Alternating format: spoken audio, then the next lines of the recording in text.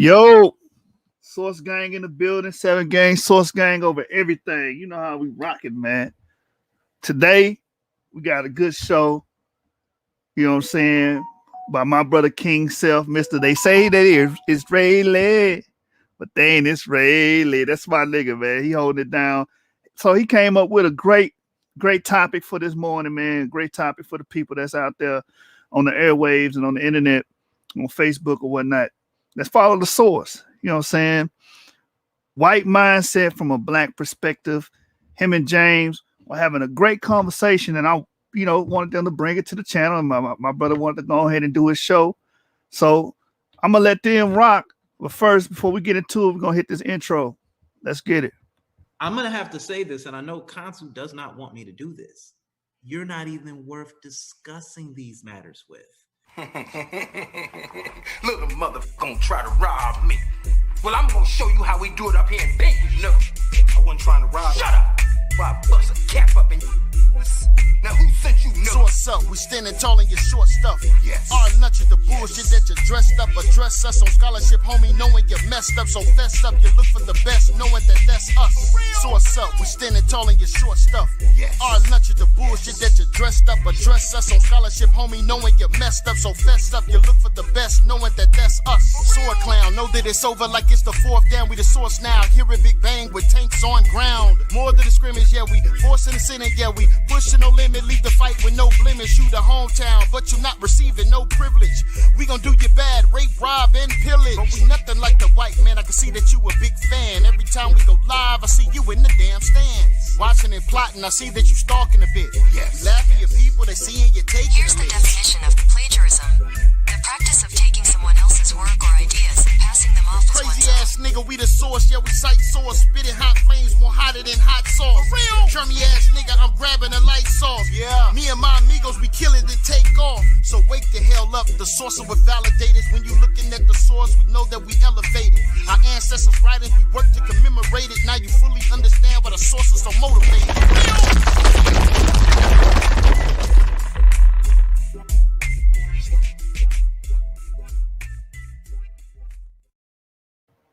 So yeah, y'all know how we rocking, man. Source Gang in the building. Source up or shut up. You know how we do over here. Hey, before we get to the show, I want to just bring a clip up. My brother King Self showing the middleweight champion belt on the stream, showing y'all what champions look like and what I'm coming for it. Let's get it. I got a message to all debaters before we get started. It's a little message I want y'all to hear, because a lot of y'all scared, man, and we calling out G-Con. We want G-Con for King Self. Where G-Con at, man? Where LaRon at? We want G-Con. King Self want G-Con's head on a platter. You hear me? So stop running, stop hiding. All you debaters, stop running, stop hiding, get in the ring. And this is a message for y'all. Or is it Hillary? In fact, they won't touch this kind of topic. They would like to have some buffoon on who knows nothing about the topic that they can make fun of. But if somebody actually knows what they're talking about, no desire to have a conversation with that guy. And this, I'm afraid, also extends to intellectual academic debate. Professors, I don't name names, but it's true in general, are scared to debate. They say things, but they won't stand up behind them. They rely on their own hospitable crowd of well-wishers to endorse what they say, amplify it. They want Michael Moore to make a movie on it, and they want to be in the New York Review of Books. But they won't stand up man to man in intellectual debate and allow their ideas to be tested. You niggas will not allow your ideas to be tested. You scared to get in the ring. You scared to debate. You scared to stand up like a man and stand on the things you say. So G-Con, you need to show up at the source and debate King Self, and all you other brothers and all you naysayers that's talking all this crap and all this noise on the internet. Y'all need to show face, man. Eventually, you're going to have to step in our swell. That's what we're saying. You're going to have to step in our swell, man, like a man, and actually stand on the things you teach. Let's get it, man. All right, King Self, with no further ado, this is your show, brother. Let's get it in. Let's go. Yeah, man, what's up, people? What's up, people? You know, this the middleweight champion King Self with a source. You know what I'm talking about? And You know, me and my brothers, we was in the back chat. You know what I'm saying? We was just talking, and me and James Cassell, you know, the cerebral assassin. You know what I'm saying? We got into a little discussion of white mindset and like why they think like that. Like what is it? Like what is it about us that makes them so fearful or whatnot? And we got to talking about they're not, as far as slavery went, they didn't think about when they free us, what are they gonna do? Are they just gonna leave us there in this country to try to develop our own? And we see where that went. Or should they just kill us? They should have just killed us all right then and there, so they wouldn't have no problems. And I said that I didn't think that they thought too much in the future, that they always thinking the now. And the brother James, he said, well, nah, I think they had a real good thought out plan. He said not a benevolent thinking plan, but they did have a long term plan, which I kind of disagree with, because I don't think they thought that we was gonna get free. I figured that they thought that they was gonna have us in bondage forever. So when civil rights came, when segregation came, I don't think they was expecting that. What you say, James? Well, I would say that nowhere in human history has anyone stayed in bondage forever. So, I mean, I do give them credit for one thing that I do think white people do very well. They have a systematic approach to things. They have a very systematic approach, and it's based on what they've seen in world history transpire beforehand. So I don't think they had any thought that, hey, we'll be able to enslave these people forever. What they wanted to do was put us in a state where we would be subservient to them forever. Because like I was saying, this battle between Europe and, let's just use the African continent in general, has been going on at least 2,000 years since the time of the Romans, when they really started coming into African Mediterranean and battling with them. Our ancestors was up there in the northern African regions, and we've been battling with them since then. Even some of our ancestors were part of, Carthage, that great empire that spanned all the way into Western Europe, where we would have our people all up in that region and stuff like that. So I don't think they've been at war with us so long that I don't think they ever thought they would be able to enslave us forever. But if they could make us serve them instead of being at war with them, they would be about that. And I was saying that their plan was pretty good. They the prison industrial complex they came up with as what to do with us after they freed us. Oh, well, let's set up a prison industrial complex so we can put the surplus labor over here in the prison industrial complex and make money off of them. So now we making money for locking up our own slaves. You see what I'm saying? Poor education system they put in our areas. I see what you're saying. But the prison industrial complex, if we look at the history of it, that kind of happened by accident. That kind of just happened when they seen that these slaves had nowhere to go, like the loitering laws. You see what I'm saying? The standing outside, the not having a job law, and stuff like that. They did that so they could. I don't think that was a well thought out plan. They was making money off of it.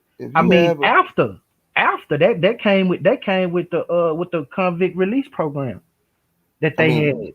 The quote unquote police force, which was mainly a bunch of lowly Irish peasants that were criminals that were sent over here. True. And they pretty much put them right over us, you know what I'm saying, which would make them happy because they got someone to rule over, but they still would be subservient to the upper white class, right? So they brought them over and stuff like that. So that was the beginning of rounding up runaway slaves, unruly slaves, and having something to do with them, whether it was you kill them, you hang them, you send them to the worst slave plantation you can find in the area that really brutalizes them. Whatever it was you decided to do, it started there. But what happened? Now you freed the slaves. They chilling at home. Is a bunch of surplus labor that ain't doing nothing. So what's the plan? Oh, we need to put this surplus labor to work for us. How do we re-enslave them? Oh, we throw them in jail. They'll be working for free or pennies on a dollar. Not even pennies on a dollar. Points on a penny on a dollar. Okay. They'll be working for that every day. and we're getting paid off of it. All right. Well, if you say that, then you would have to say that the Civil War was foretold, and the South. You would have to say that the South already knew that the Civil War was going to happen. Just for the simple fact Um, of you saying that this a long term plan and that they knew that they was going to make this money. They got surplus labor and it's free for pennies on it. No, they didn't know that. They didn't know that the North was going to try to free their slaves. That's the whole reason why the the, civil the the Civil Civil War War, happened. no, the Civil War was about industrialization. That's what the Civil War was about. It wasn't about freeing black folks. Abraham Lincoln said it that if he could end the war without freeing a single black person, he would. The problem was cotton at that day was like oil today. It was so much money being made on these plantations that people didn't want to leave slavery to venture into this new industrialization thing that they didn't really, know about or nothing like that. When they making millions of dollars on cotton plantations, so But they were but going but to that fight to keep the plantation lifestyle, not a fight necessarily to keep black people in. Well, they wanted to keep their slaves, but the North wasn't necessarily fighting to free slaves. They were just trying to cripple the South so they could win and bring in yeah, industrialization. I agree with you on that. But like I just said though, you would have to say that the South knew that the North was gonna try to free their slaves as a we could say since I agree with you on what you said, Hmm. we could say as a strategy to cripple them. They didn't know that that was gonna happen. So if they didn't know that that was gonna happen, how could they already know what they're going to do with freed slaves? Well, because once the industrialization took root, it was inevitable that they were going to come for the South to industrialize the South. If we can turn farming into an industrial thing over it being, a slavery thing, which is now they're trying to make, a frowned upon thing around the world and stuff based on, I, I I would say more or less it was based on the idea that, oh, we need to be more gentle towards these people because we're only 2% of the global population. They all turn on us. We're done for. Nothing we can do about it. So it's more of a standpoint of trying to show themselves as humble leaders of the world and stuff, combined with the onset of industrialization. It was inevitable to come for the South. But like I said, the South already had a small form of policing that they were already doing. So the South was already doing this. The North just capitalized off of it. Hey, slaves, if you come fight for us, you free.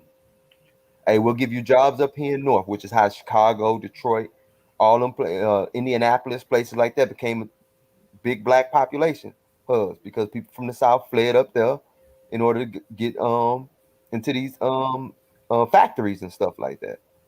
So I That's mean, it was all part. Now whether it was 2,000 years ago they planned this or 200 years ago they planned this, what I'm saying is that as situations come up, they look at human history, they look at psychology, science, all these different things to come up with the best method of moving forward from a systematic standpoint. Now, that doesn't mean it's the greatest moral decision.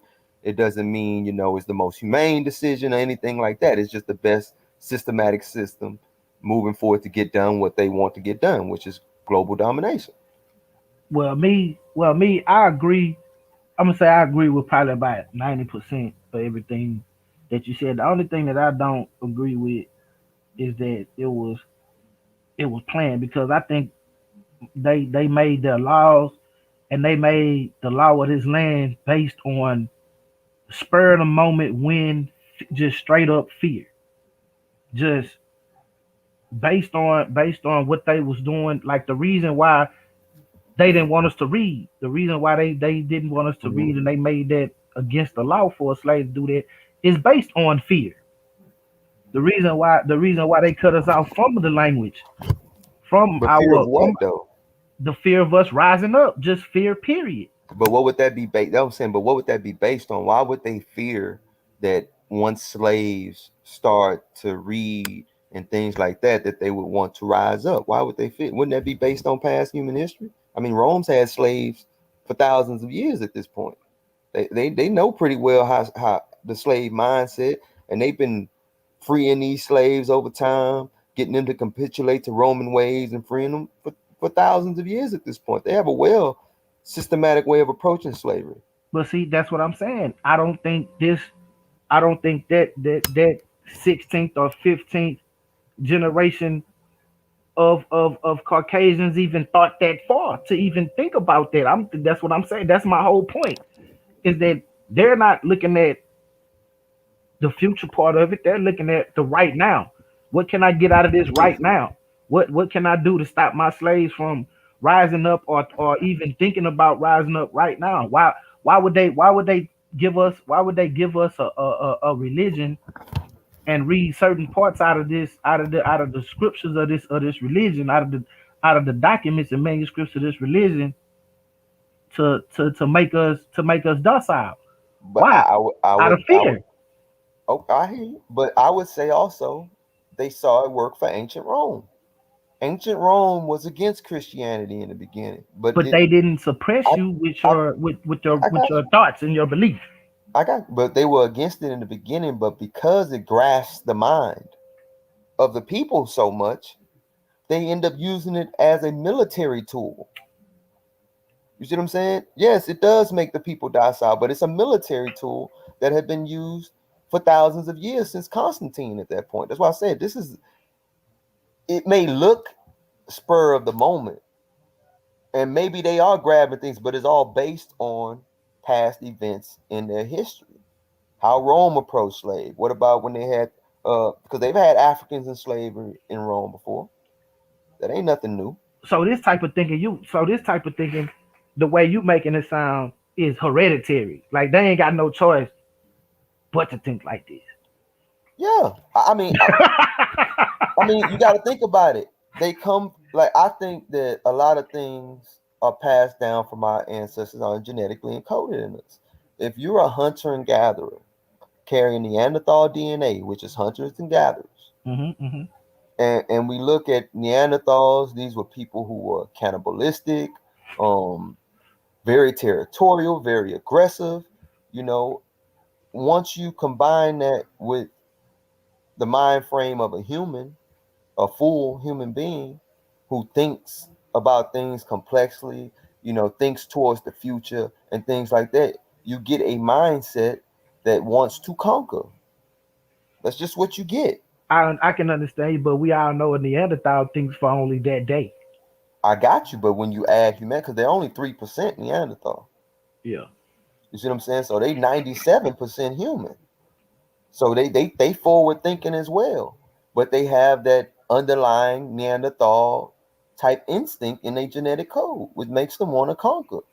And they're gonna go about whatever way from an amoral perspective to get it done. They don't care if it's good or evil in that moment, long as it gets the job done.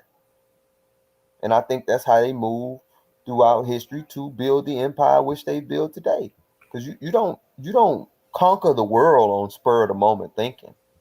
Maybe they could come down into certain regions of the world, like maybe Africa, because it was so divided with Islam and indigenous cultures being accepted and rejected throughout the region. So you can come in a place like that where it's already divided and bring your way in like that. But the whole world, to go Africa and be in India and to be in China and Japan and all these places at the same time doing this, you have to be very, very systematic, and you have to be a well-oiled machine to move like that. Like I'm never one to underestimate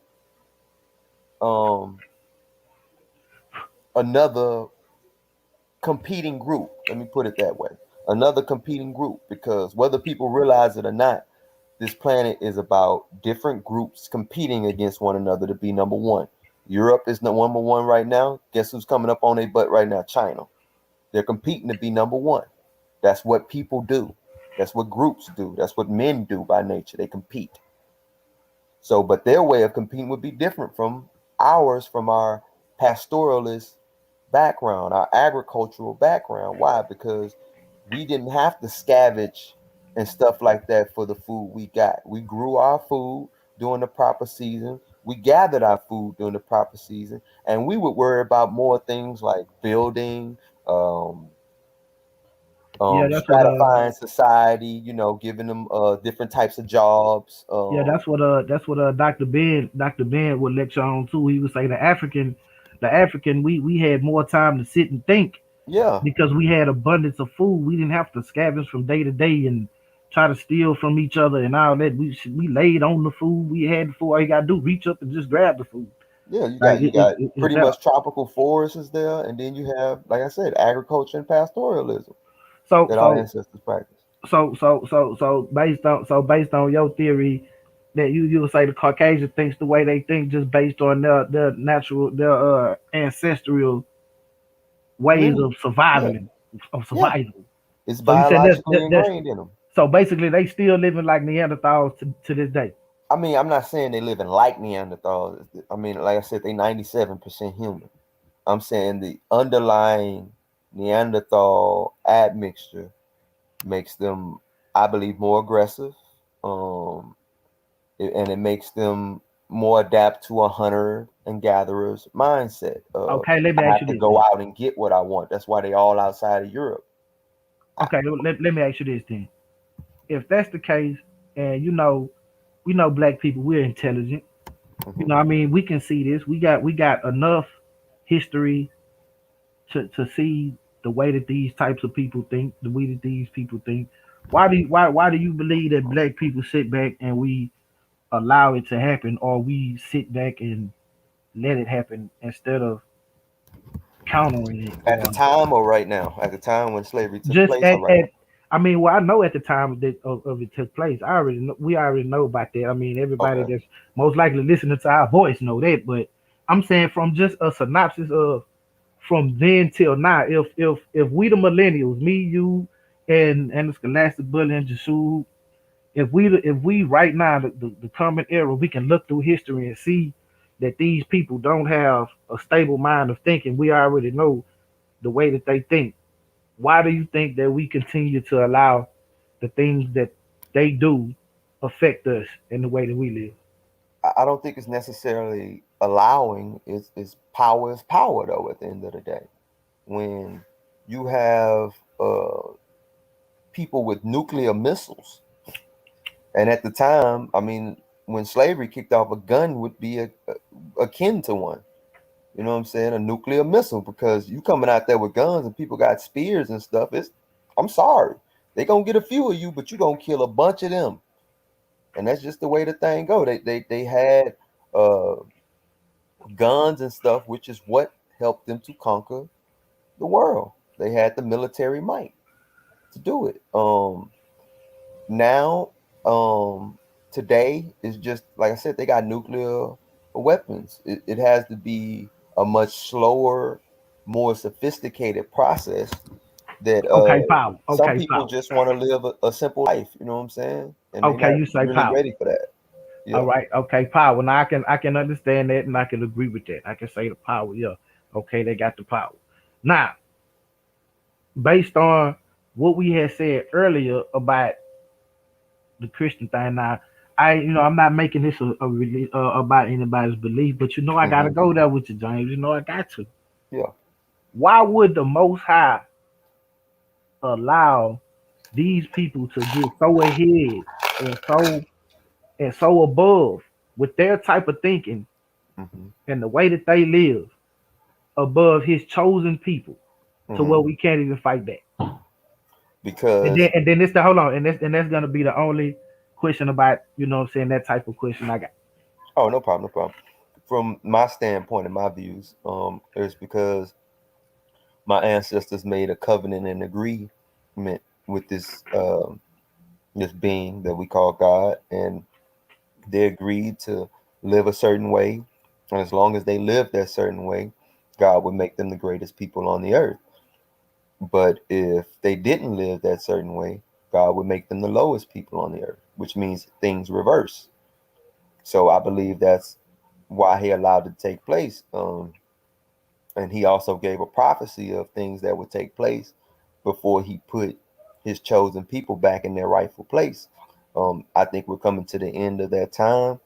Um, I think it's very evident that we are, and that we should be looking that after the next great war that things will change. It may be to the extent that a lot of the electrical innovations and stuff that the world be ran on may crash.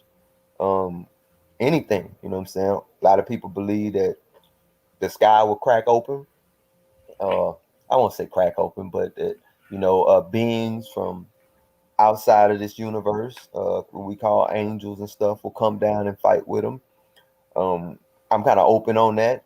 It could be, yes, these are angels, or it could be human beings under the influence of the power of the Most High that come as thousands and thousands to go to war at a time when, like I said, a lot of these electrical innovations, nuclear bombs and stuff like that ain't on the planet for them to rule under. And if they gone and out the way, then ain't nothing they can do to stop our rise, especially if you have a continent like Africa right now that is really on the rise right now. Is using these decentralized currencies to get from underneath the Europeans' thumb. And if they get from underneath Europe's thumb, Europe is going to fall to the wayside, because all their wealth that almost comes from Africa, almost, and the mineral riches there.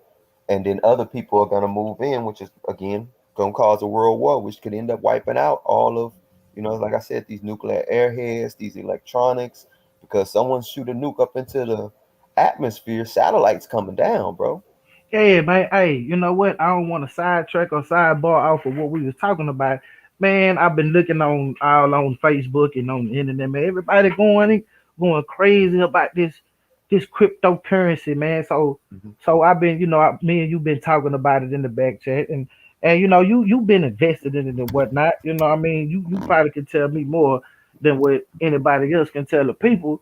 But I just want to know, man, what's up with this craze about this cryptocurrency, this Doge, this Bitcoin, man, and how you think it work out for black people? I know. Hold on, let me say that I can understand the investment, but what's the risk? What's the catch, man? Is it really what it's cracked up to be?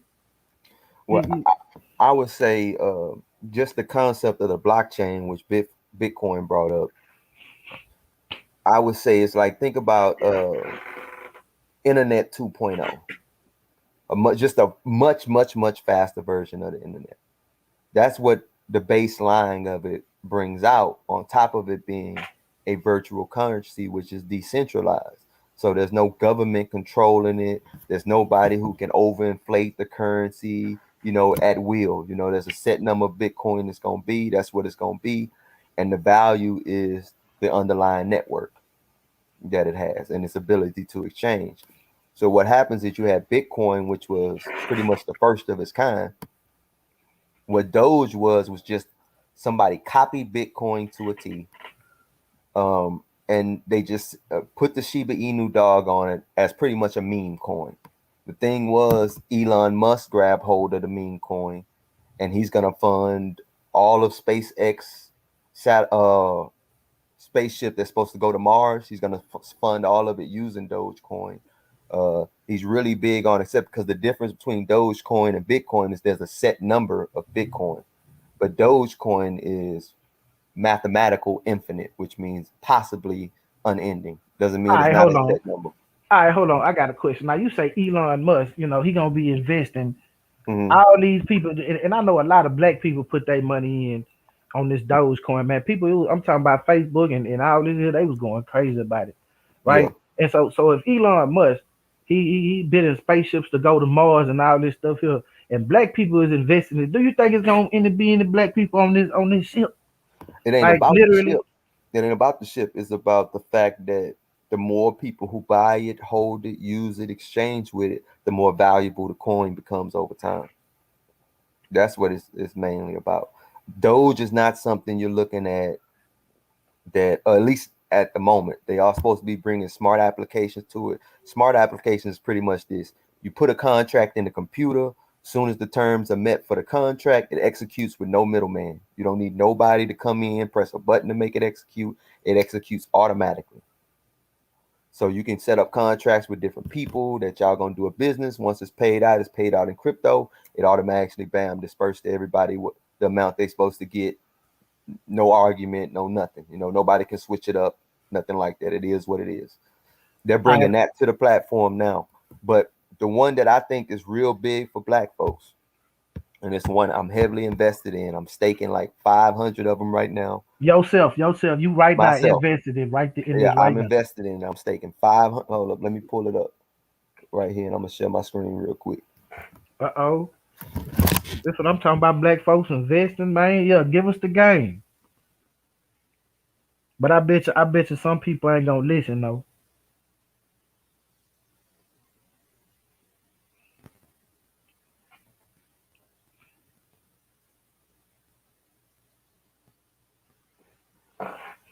Yeah, man, that Dogecoin, man.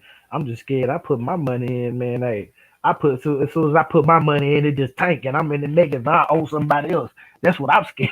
Like now I owe them.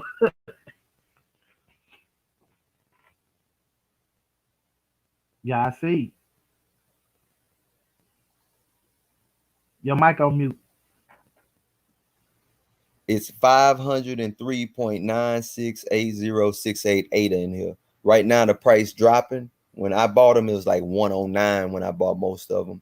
It went up to like $2, and now it's coming back down. It may come down to mid 130, something like that. That's where I'm banking at before I buy back in. Uh-huh. But I got this, and the reason I'm big on this coin is because we all know Africa is the fastest growing economy in the world right now. A lot of money and investment is going into Africa, but the thing that really holds Africa down to be really successful is that they use European currencies.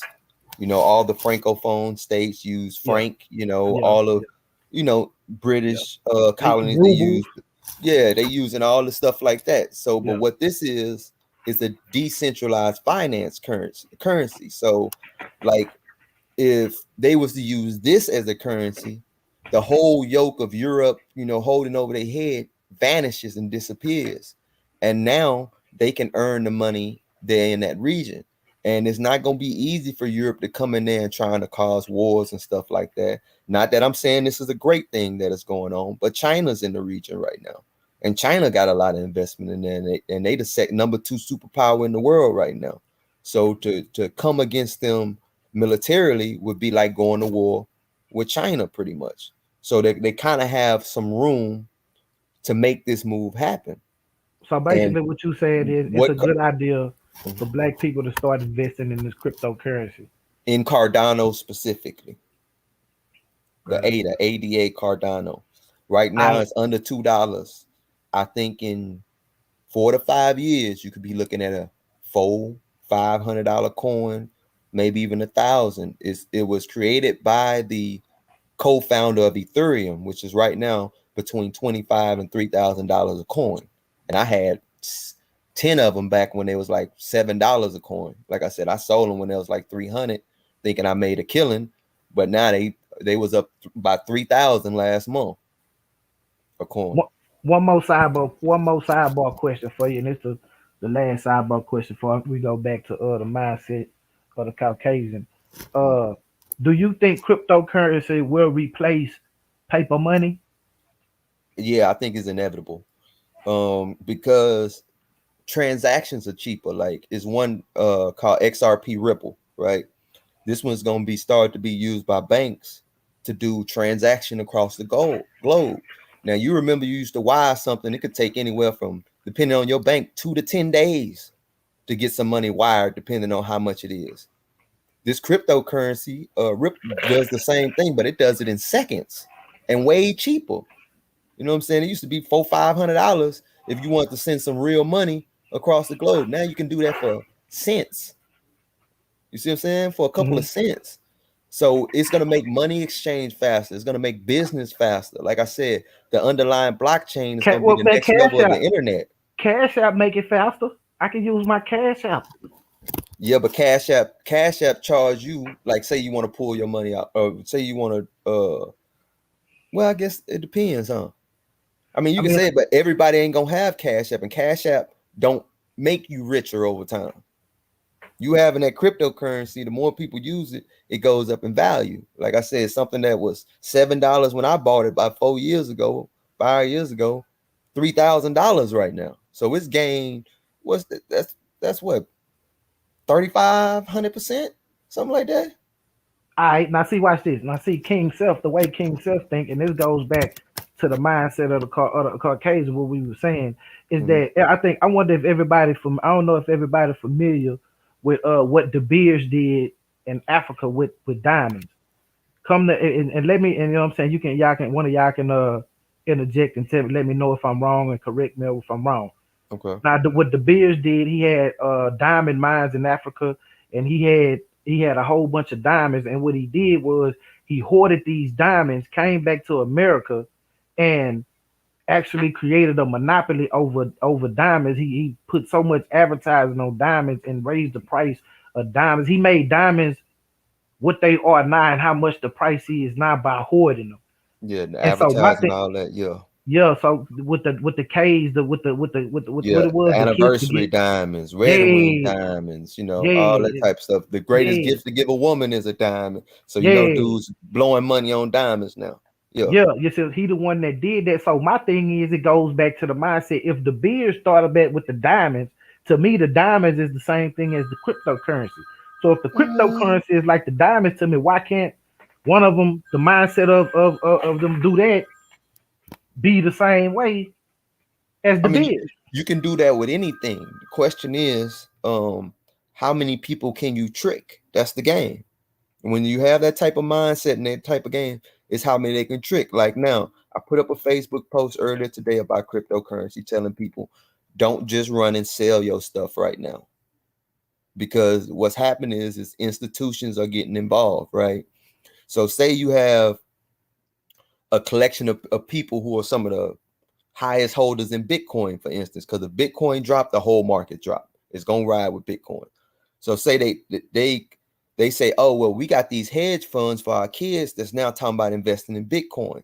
So let's sell a lot of it, drop the price low, and us and the hedge funds will pick up and buy in as people get scared and sell off their Bitcoin because they think it's crashing. So they're gonna buy in at a much higher volume. So when that's over with, the price is going to soar back up and be higher than what it was before. This happens again and again in cryptocurrency cycles. But what's happening right now is they're doing that. But didn't somebody create this? Didn't somebody create a cryptocurrency? Like, this is a man-made idea. This is not a raw material. This is not something that grows out of the earth. This is something that came out of the creation. This is something that came out of the creation of man, so it can be controlled and it can be shut off and turned back on. Correct. This is my problem. Well, if it can be turned off and turned on, how likely do you think it is someone is going to shut off the internet, the whole internet? I mean, they'd have to shut off the entire internet for the globe. How likely do you think that is? I mean, see, that goes back to the mindset of the Caucasian. I mean, if he do that, he gonna commit economic suicide himself, and we're gonna be back to a world based on raw minerals. So I mean, we win anyway. I mean, that makes Africa number one. But the world is always based on raw minerals. It takes minerals and materials to make any technology in the world. The current value of Bitcoin is based on information processed. When people are mining a Bitcoin, you're crunching numbers. Those numbers is a bunch of raw data that's being collected by every company. And then when you process that or you mine that Bitcoin, there's a numerical value associated with it, because the most important thing right now is information. What does the company know about you? So this is the most important thing right now. That's never going to go away. That's why they always have a value. They're not going to turn off no goddamn internet. Exactly. They're going to keep it on, and they're going to perfect it, and they're going to move on to the next idea. Just like everything else we've ever integrated into the system is here to stay, especially if it's a good system. Okay. And it's been accepted by a lot. And it's been accepted by a lot of. That's what I'm saying. Like the underbar thing going on right now. A lot of people talking about, oh, it's crashing, it's crashing. But behind the scenes, there's Amazon's come up with a way to accept cryptocurrency. You got Tesla talking about accepting Doge for cars. You got Paybit coming out, which can turn any company's pretty much thing to where they can accept cryptocurrency.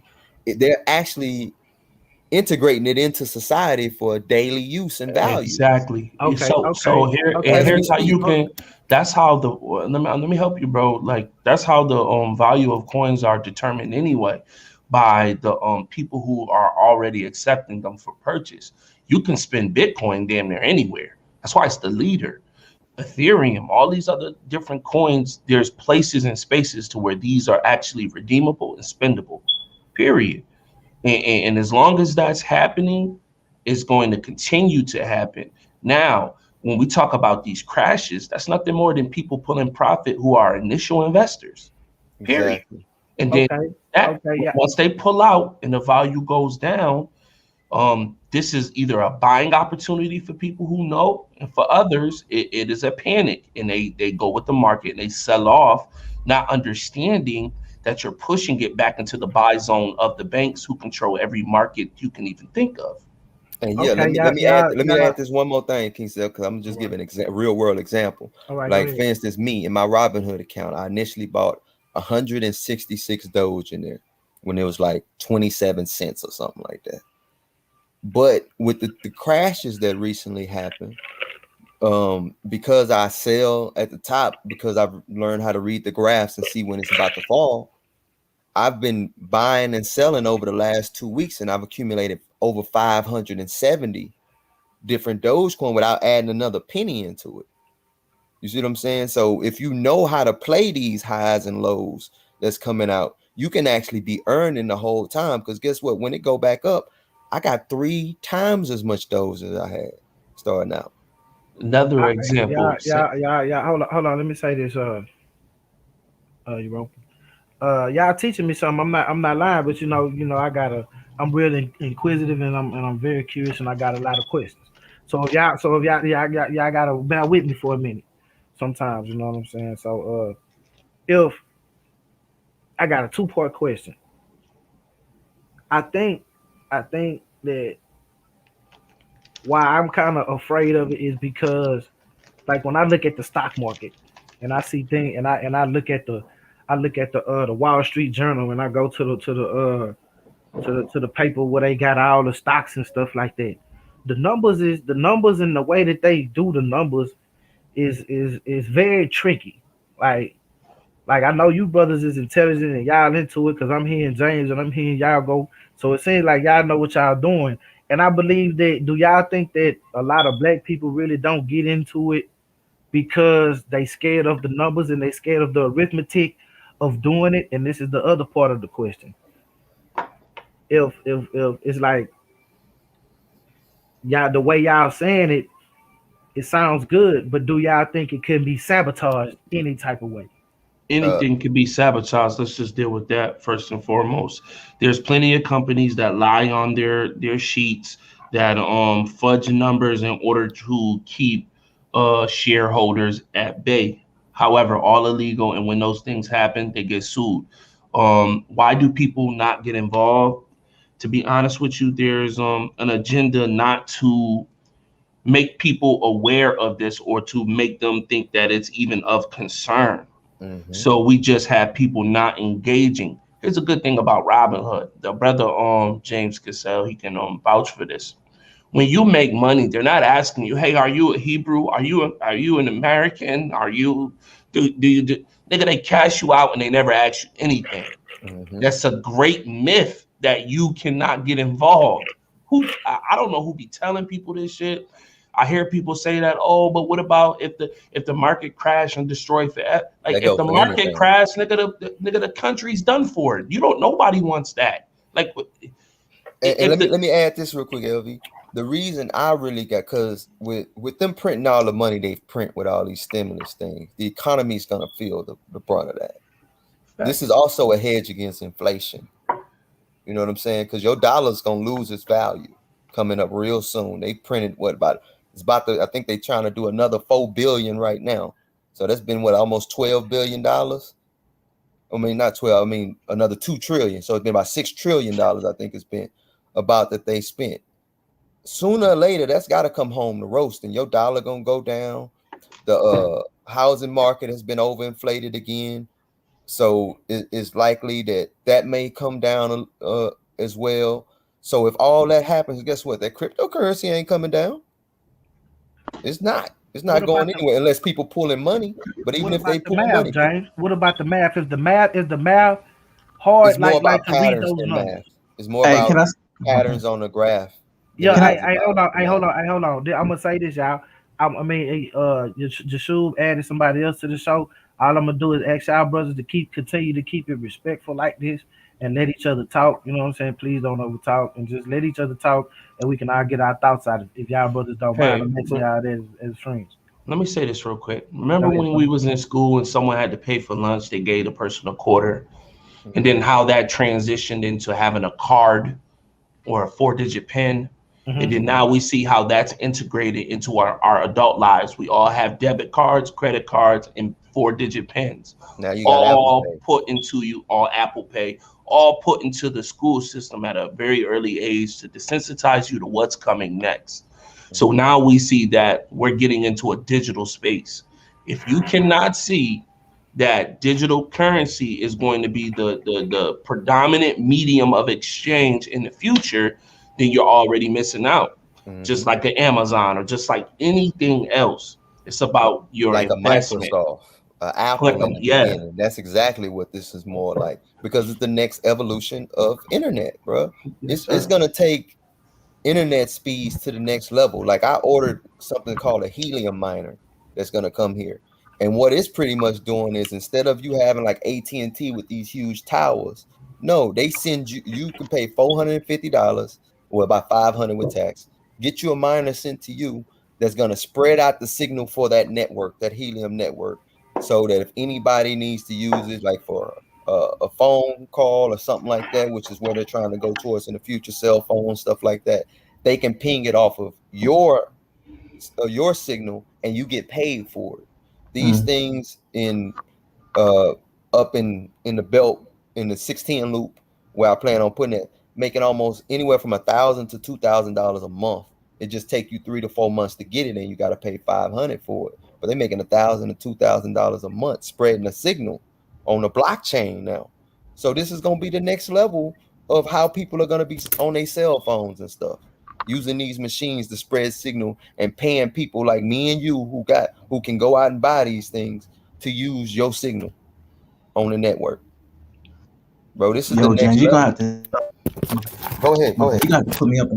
But I was gonna say this though, Seth, like kind of like how the stock market goes. You're not really out until you really cash out. So if you cash out when the stock ain't worth nothing, you really lost your money. So it's a waiting game. It's like a roller coaster. So like they were saying, so when the stuff is down low, you want to buy as much as you possibly can. Because like LV was saying, that's when people panic. People be panicking because they don't want to lose no money, but you don't lose money until you cash out on a stock. You understand what I'm saying? Now, if the stock go bankrupt or something like that, yeah, then you're basically you're out.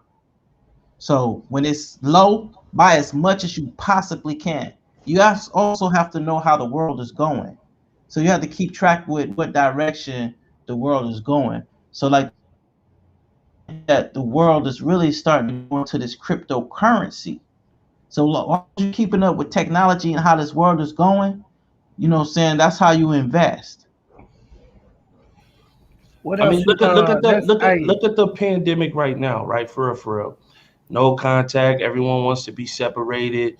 The number one thing that's transferring between everybody is actually money. One of the most dirtiest pieces of paper you ever hold in your hand. So it's like, I can just see it in the future, them bringing this no touch, no contact type of ordeal. Especially but what I'm really saying is there's a change in wealth right now. The people who was running this shit back then, those things are obsolete. They have to transition into the new mode, which is digital. There's a lot of people that have, you got to look at the wealth gap as well. Plus governments gotta pay to print money.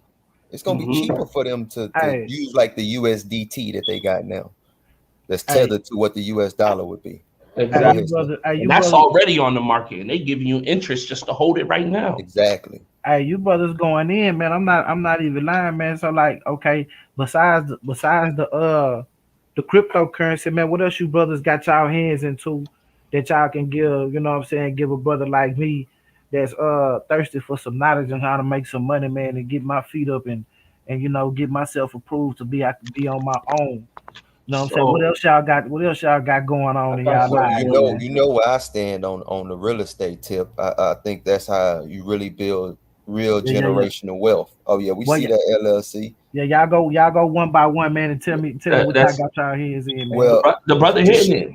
yeah, Jashub don't know, but he owns 10% of the Cassell Enterprises LLC. I never told him he owned it, but I'm getting Now the you told paperwork me. together to get his name put on it. But he owns it, and my Tell us main two tell us what things that I'm gonna means. get. Tell us what that means. Decasell Enterprise LLC Unlimited was pretty much a real estate company I started to do like the house. Yeah, matter of fact, Seth, you've been to the house that I flipped. Oh yeah, You know yeah, what I'm yeah, yeah, saying? Yeah. yeah, yeah. So for this house was underneath that LLC and stuff while I'm flipping it. So the plan is to be a real estate company that's investing in real estate, you know, flipping houses and stuff like that. And I'm working towards in the next 2 years getting on with HUD to where like HUD, they got like, say if I wanted to go buy a house on my own, I Yeah.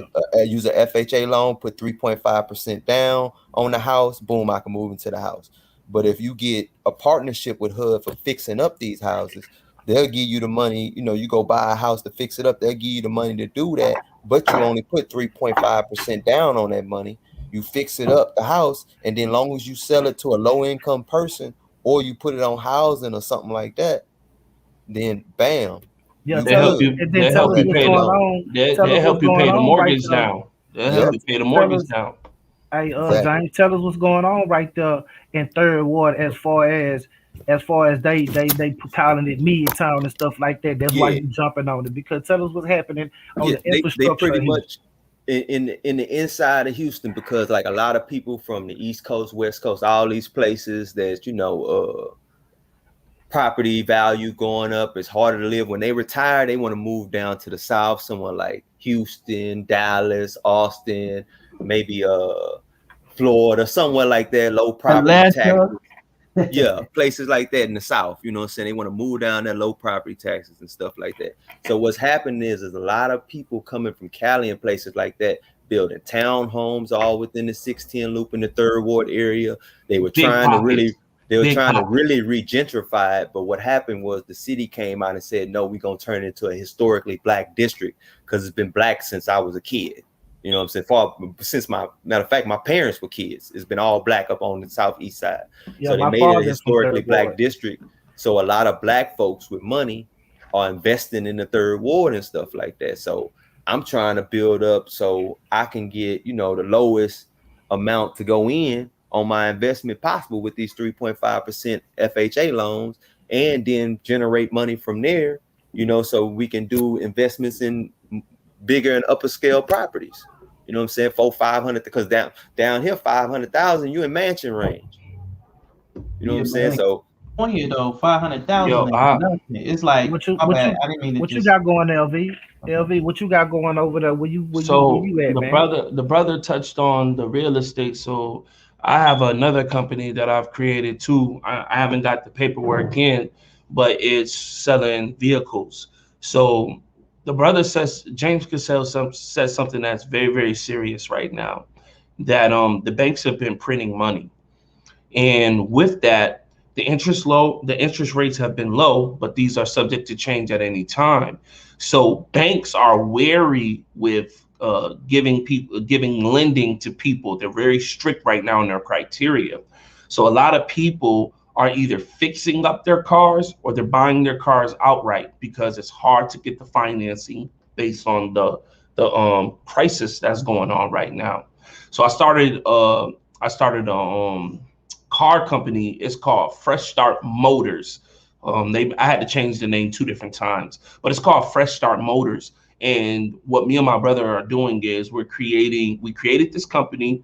We're creating a YouTube to where we're buying videos. We're then going on the educational tip, which is educating people on how to finance a vehicle, how to buy it outright, and the ins and outs of the actual vehicle, under the hood, inside of it, fun facts, all of those different things. So we're going to have a YouTube that coincides with the actual company of buying and selling vehicles. So I had to fill out paperwork to be licensed in New York State, to even collect sales tax from purchases, and to give it to the IRS or the state, and to have a license for a car lot. Once you transfer 4 titles in one person's name or in your entity, you're required to have an actual license. So I just went and jumped the ship and just applied for it. But right now, basically, a lot of people won't be getting financing from the bank. So they're either fixing up their cars or they're buying their cars outright. And that's the space that I want to be in. Purchase vehicles real low. Have a brother in the automotive field who's a mechanic, so he's willing to do the labor. James Cassell said something good. Yashub has 10% equity. I'm a small business. I'm not able to pay my brother an hourly wage. So what I've done is I've given him 20% interest in the company. So when we get our distributions at the end of the year, which is something we opted to do, at the end of the year, we'll get a distribution from our company, and whatever we've made, he gets 20% right there in lump sum. And then not only that 20% is coming out of the company, but that 20% that I have to pay him that he earned is an actual deduction or an expense for the actual LLC, based on the tax structure that we've used. So let me ask you this. So let me ask you this too. So you got the LLC and you got the motor thing, and that get you money back on your taxes, right? You can write some of that off and actually make money off of that through taxes, can't you? I mean, you know, of course, 35. Wait 1 second. 30. Yeah. It's either 35 or 33 square feet of a room can be written off. My business is located at my home. That can be written off for the utilities, the rent, all of my mileage that I drive. So like when I go get a vehicle or something like that, I have personal vehicles. I'm transferring that to my actual businesses. So I won't own them on the title anymore. They'll actually be in the company name. So wherever I drive in it, wherever I do in it is being tracked by my QuickBooks on my phone, the mileage, so all of that stuff comes off, your gas. I go through LegalZoom, and they have a special program with QuickBooks. So everything that I purchase via my phone, my business card, and my mileage is being tracked by QuickBooks. And the CPA, the Certified Public Assistant, is the one who's chopping up all the numbers, keeping all the deductions, all of the profits. They're going to keep that stuff there. But when I file my taxes at the end of the year, they do it together. And all of those things are considered deductions through my disregarded entity, which is the LLC. And let me add this on, and it's very important people do it the way the brother's saying, where you put them under your company name, because then you can write them off on your taxes and it don't look as bad. Because this is something that I did before I had my LLC. I was driving for Uber. I used to put all my deductions from my income on my personal taxes. But guess what? I probably made $60,000, $70,000 that year driving for Uber. But once I take off all them deductions and stuff like that, you know what I'm saying? It's like, oh, you can when you're doing it personally, you can only get a certain amount of credited points. It's literally like 35. But if you do it through an actual business or an LLC, it's like 135 deduction points, which is like through the roof. Every year, like say your car costs $5,000, just giving a small number. Every year for the next 5 years, you can deduct $1,000 for a depreciating asset off of your taxes. But like I said, if you do it on your personal, it may bring your income lower than you want it to come. So if you do it on the company, say if I set it up through the LLC, made $70,000, I write everything off on the LLC. My LLC keep majority of it, say 50, 55,000.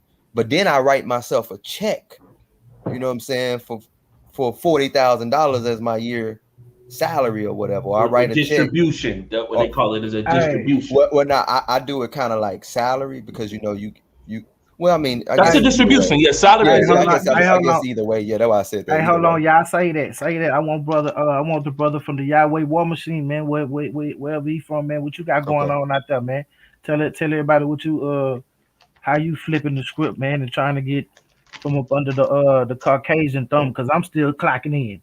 I'm still getting up. I'm still working for the man. You see, I'm debating. I'm trying to invest in my wife thing, what she got going on, her home healthcare business, and I'm trying to think about what I'm trying to get into once my pockets get right. So I'm trying to study up. So tell me what you got going on, and convince me to try to invest in whatever you got going on, like these brothers have. Because I got real estate from him, I got the motor thing from brother LV.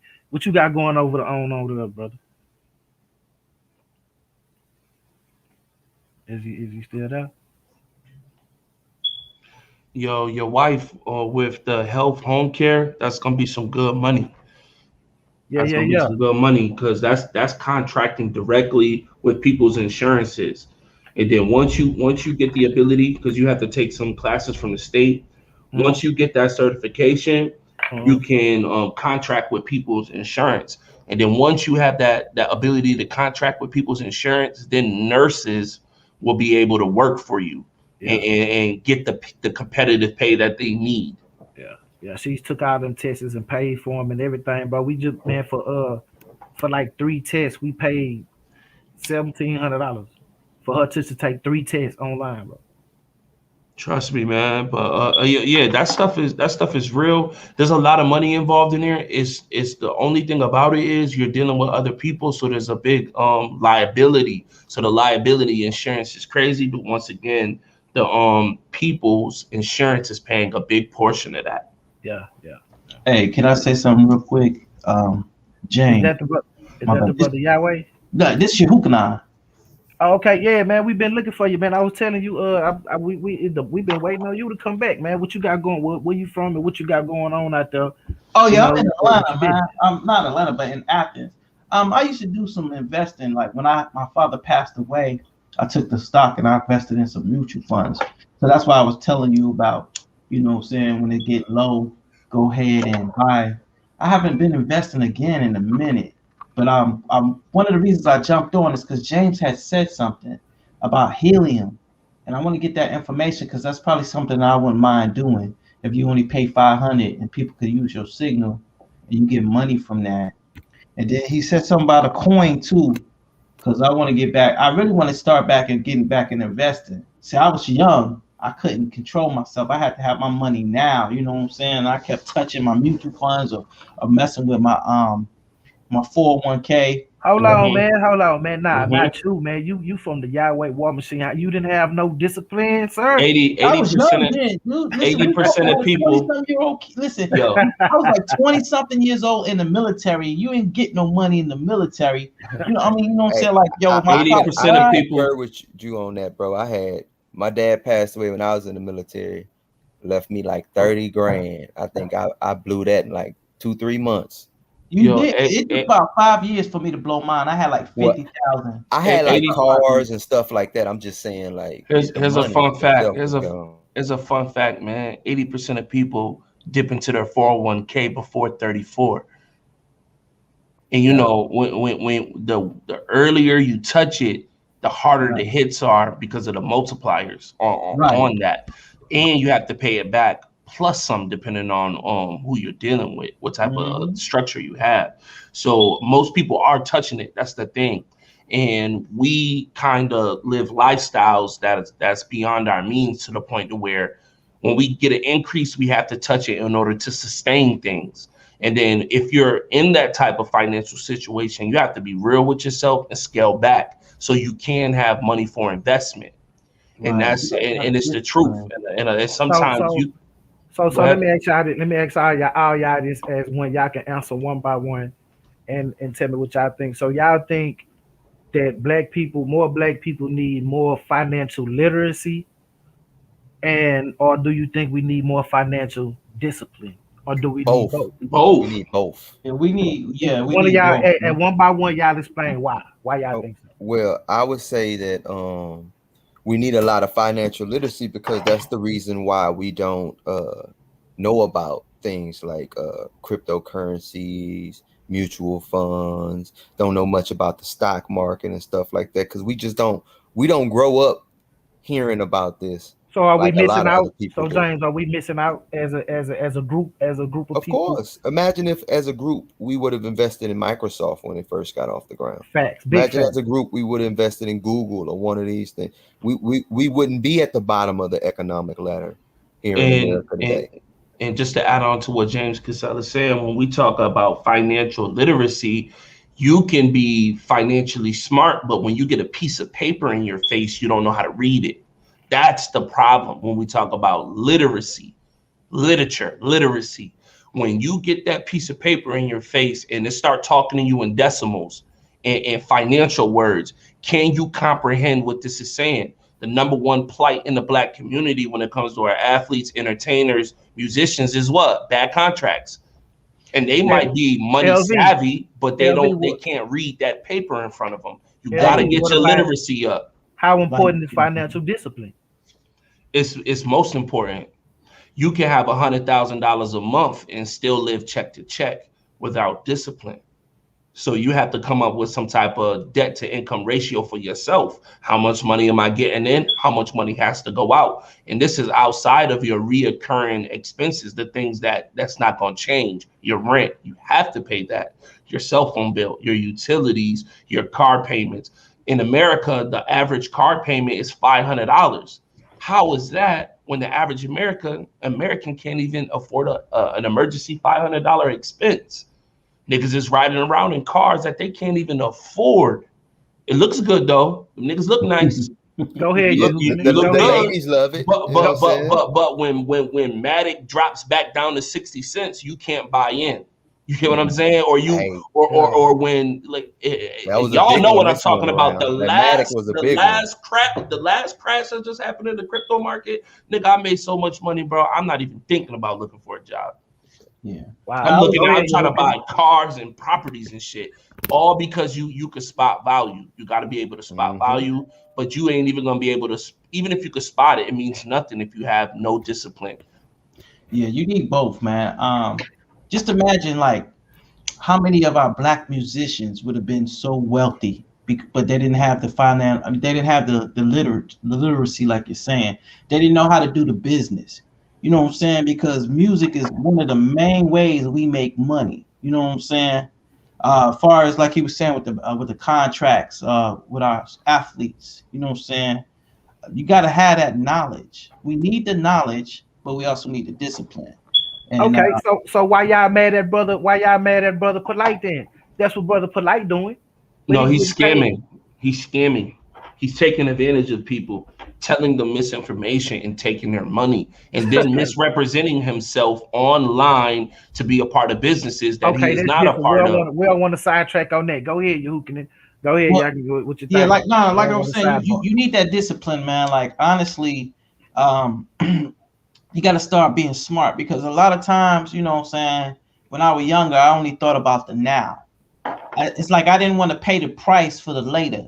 You understand what I'm saying? To have that discipline to be like, look, you know what? If you don't touch this money, you understand what I'm saying? Right now, you put it in here, you're getting 14% a year interest on your money, plus you're getting dividends. That means that the company that you invested in, they're giving you an extra share or two a stock for free at that cost price. You see what I'm saying? You're going to get that every year. Just be patient for the next 10 to 20 years and you'll be set. I didn't have it. The truth is this, bro. A lot of people. Hold on, LV. But brother, you're hooking it. You talking about brothers that's coming from the ghetto that never had nothing in their whole life. Their parents not financial literate. All they know in their whole life was work, but they had a son or a daughter that could play a sport or sing or do whatever real good, and then they see $1 million. They don't understand the taxes. They don't understand the paying of the lawyers.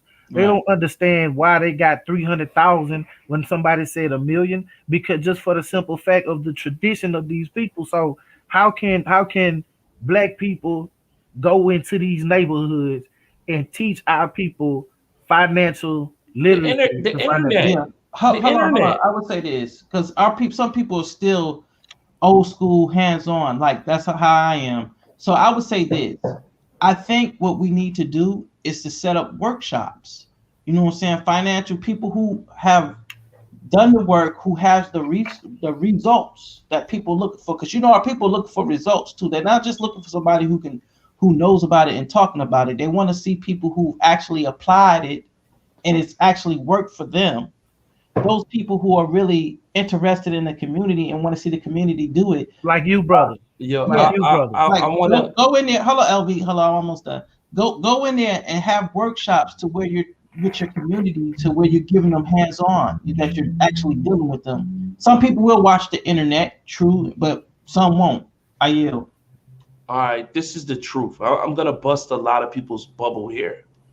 In America, ignorance is no excuse.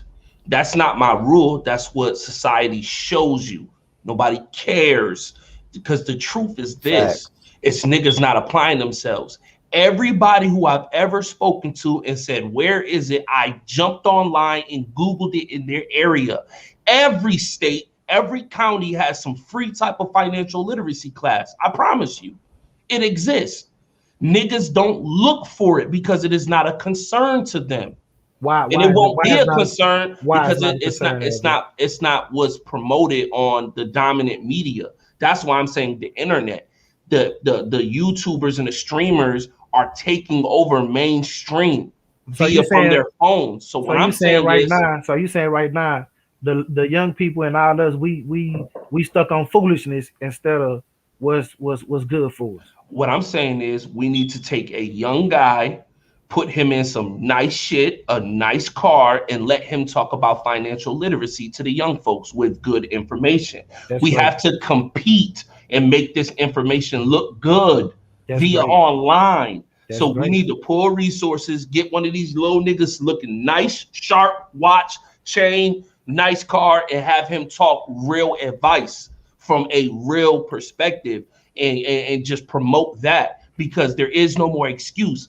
If everybody has a cell phone and can go to YouTube, then you can look up financial literacy and begin to build on yourself. But not only that, you can go on Google and look up these free programs that are in your town. Guarantee you. Nobody wants to be taking care of motherfuckers for their whole life. That doesn't exist. Nobody wants that. Exactly. There is a group of people who don't care if you don't excel because they'll take advantage, but no one wants to take care of you. They want you to at least be literate so you can take care of yourself. But the lack of ambition, also plays a part into it too, because we also have mothers that was like in our generation, and fathers that said the same thing. Some of our fathers and mothers, you know what I'm saying, went to college and they didn't spoil some of our generation now. And so they lack the ambition to even do it. What do you say about that?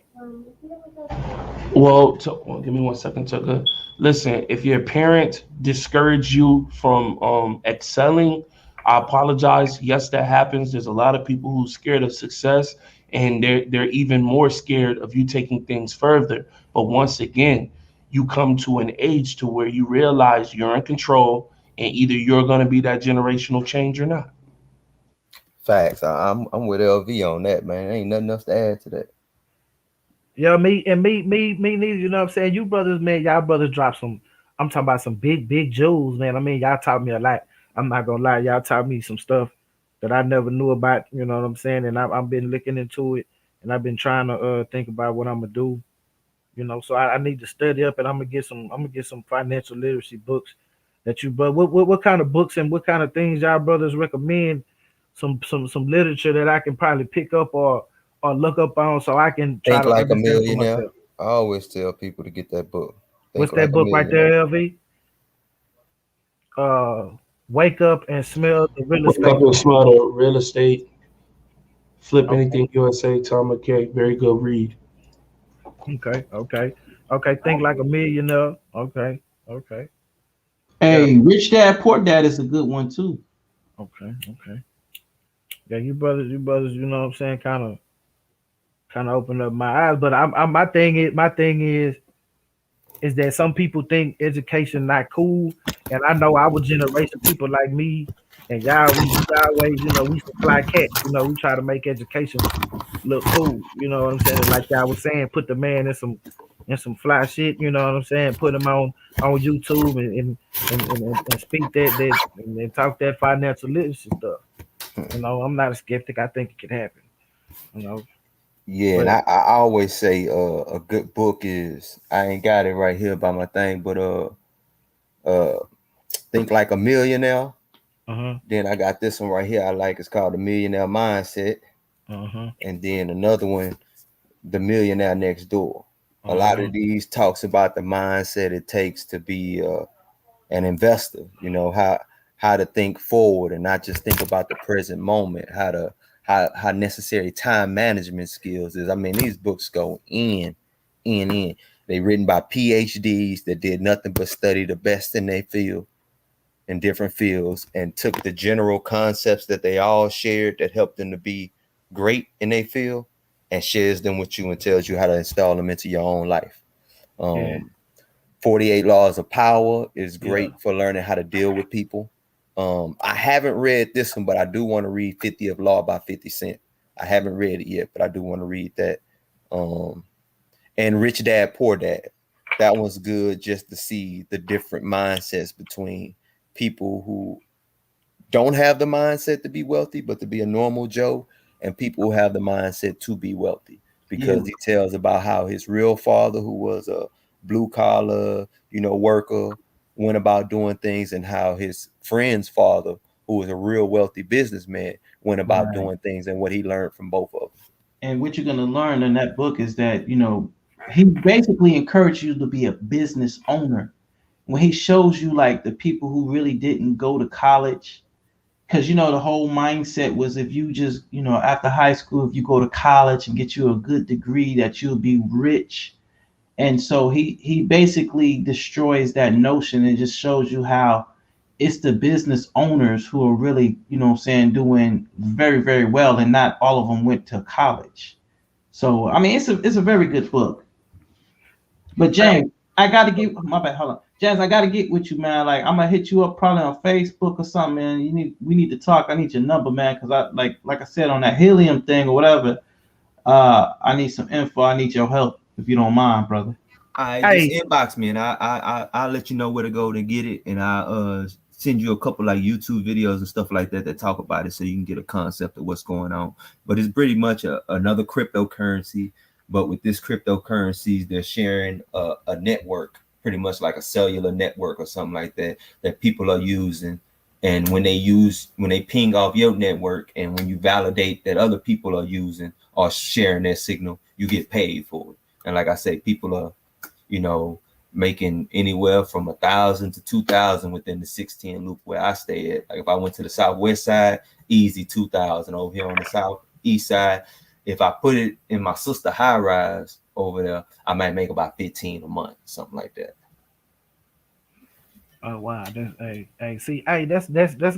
gonna be my next question to both of y'all as well. Which I like what the brother Yahuka did, you know what I'm saying, just now. He asked the brother for help. Y'all don't know if y'all listening to me now, y'all don't see the value in what that brother just did. He just asked another brother for help and wasn't ashamed to do it on live TV. See, that's the small parts of being a grown man and being an adult and being for your people, not being afraid to ask for help. And y'all can also see that James didn't deny him.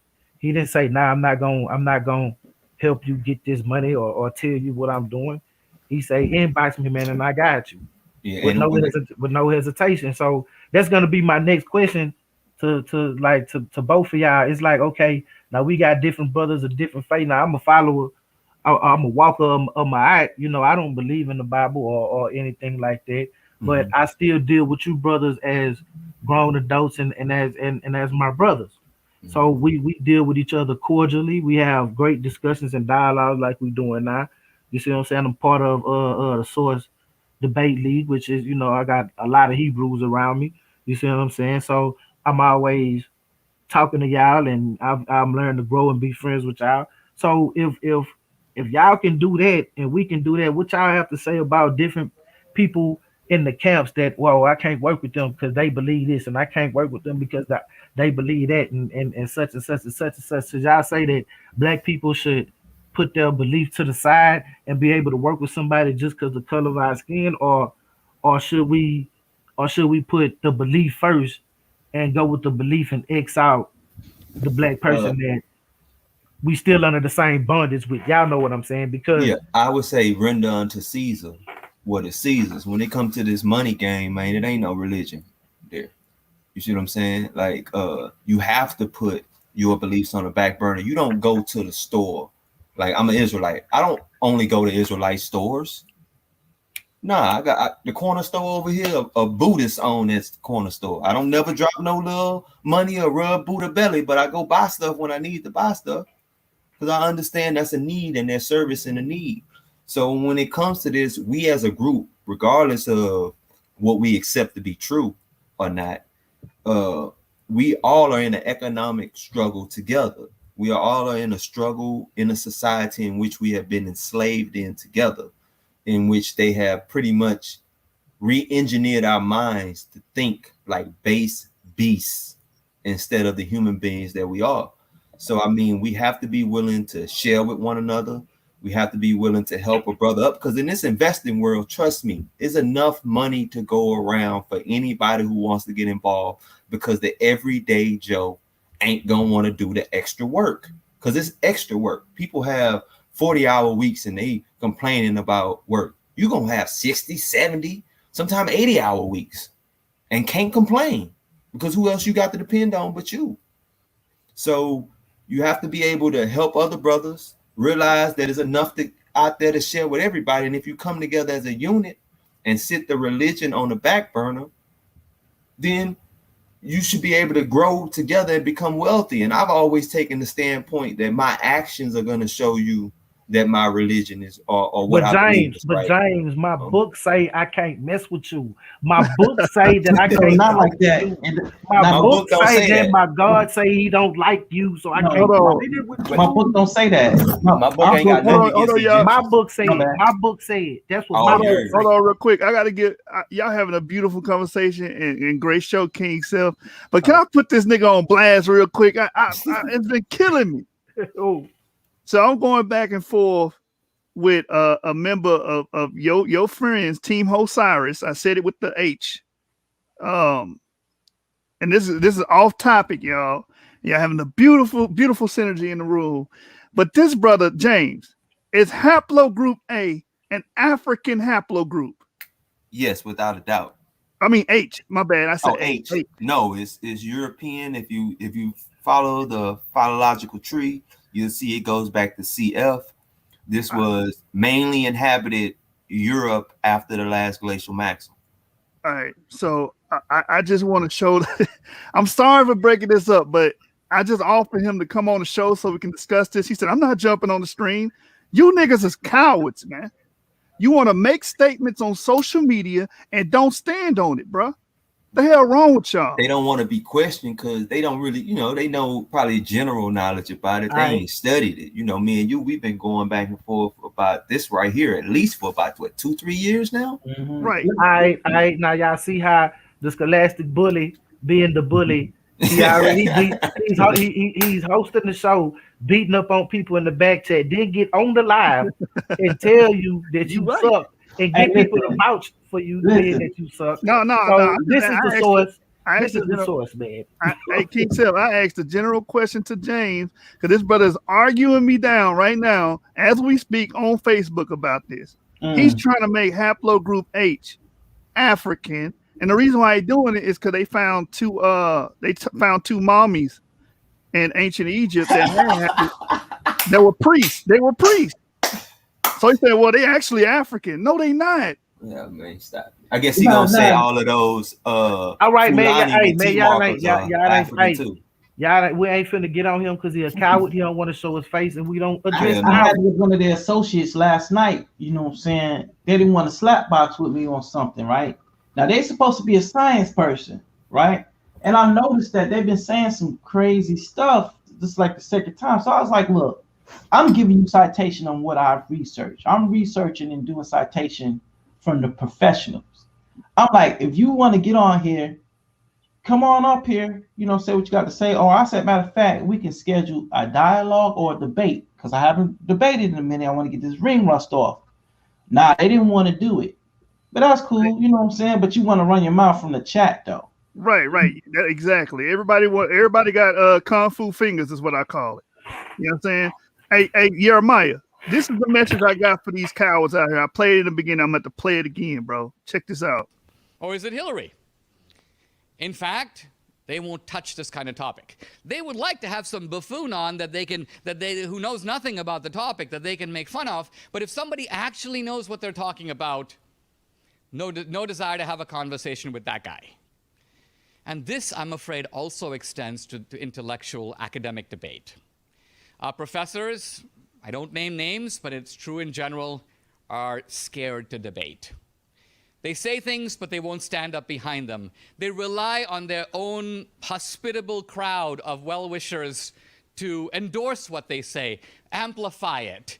They want Michael Moore to make a movie on it, and they want to be in the New York Review of Books. But they won't stand up man to man in intellectual debate and allow their ideas to be tested. You see that? Did you hear that, Jeremiah? They won't stand in debate man to man and allow their ideas to be tested. Hey, man, this is not a Hablo Group show. Go back. I got you. Hold on, King. I got you. I'm gonna bring it right back to you, but I had to address this, brother, because I just sent him an invite to come on the show, and he's too much of a coward to come on the show and say the same things he's typing with his kung fu fingers on Facebook. You know what I'm saying? I dig them blues. Like get your testicular fortitude up. All right, man. I'm gonna hand the show back to y'all, man. I'm sorry, that was eating me up, man. Go ahead, y'all. Hey, as usual, man, y'all can't come over to the source running y'all mouth, man, and talk and act like y'all ain't finna back that up. Man, don't come over here talking shit and swallowing spit. Real talk. Our heart don't pump no Kool-Aid over here. We'll get in the ring with any last one, any and all y'all. And don't get it friendly because we having a nice and friendly conversation. We having a nice and friendly conversation because we grown men. You understand that? Hey, you love don't get it twisted. You did. So back to what I was saying, James Cassell. Yes, sir. My religion, my book tell me don't do business with you. Then I'm sorry. Then that's your decision, not mine. I don't know what I say to you. So even if I needed help from you and my book still said this, you still wouldn't. Don't give it to me. I got you. You're refusing to you saying you can't associate with me because of your book. Well, that's your decision, not mine. My book don't say I can't associate with the world. It tell me not to go into their ways and do the things they do. I can still do business. Like, for instance, it was nothing wrong with Solomon doing business with Egypt. None whatsoever in my book. No issue with that. What you got to say about marrying all the heathen women? That was a problem. What you got to say about that, Yehookany? My book don't, like you said, my book don't say that. I mean, when we look at the temple, they had to do business with the to get them trees from Lebanon to build those build the temple. So I feel like this. My faith and my covenant with Yahuwah does not tell me not to do any kind of financial business with you. It tells me not to do evil things with you. Now, if you told me let's go plot together and put our money together to rob somebody or to have somebody murdered, nah, that's wrong. My book tell me not to get with you on that end, because if you look at it, Israel had to trade with the nations around them. You understand what I'm saying? You had to do business with people around you, and that's not a problem. You understand what I'm saying? Like, if me and you, we're melanated, we got the same problem.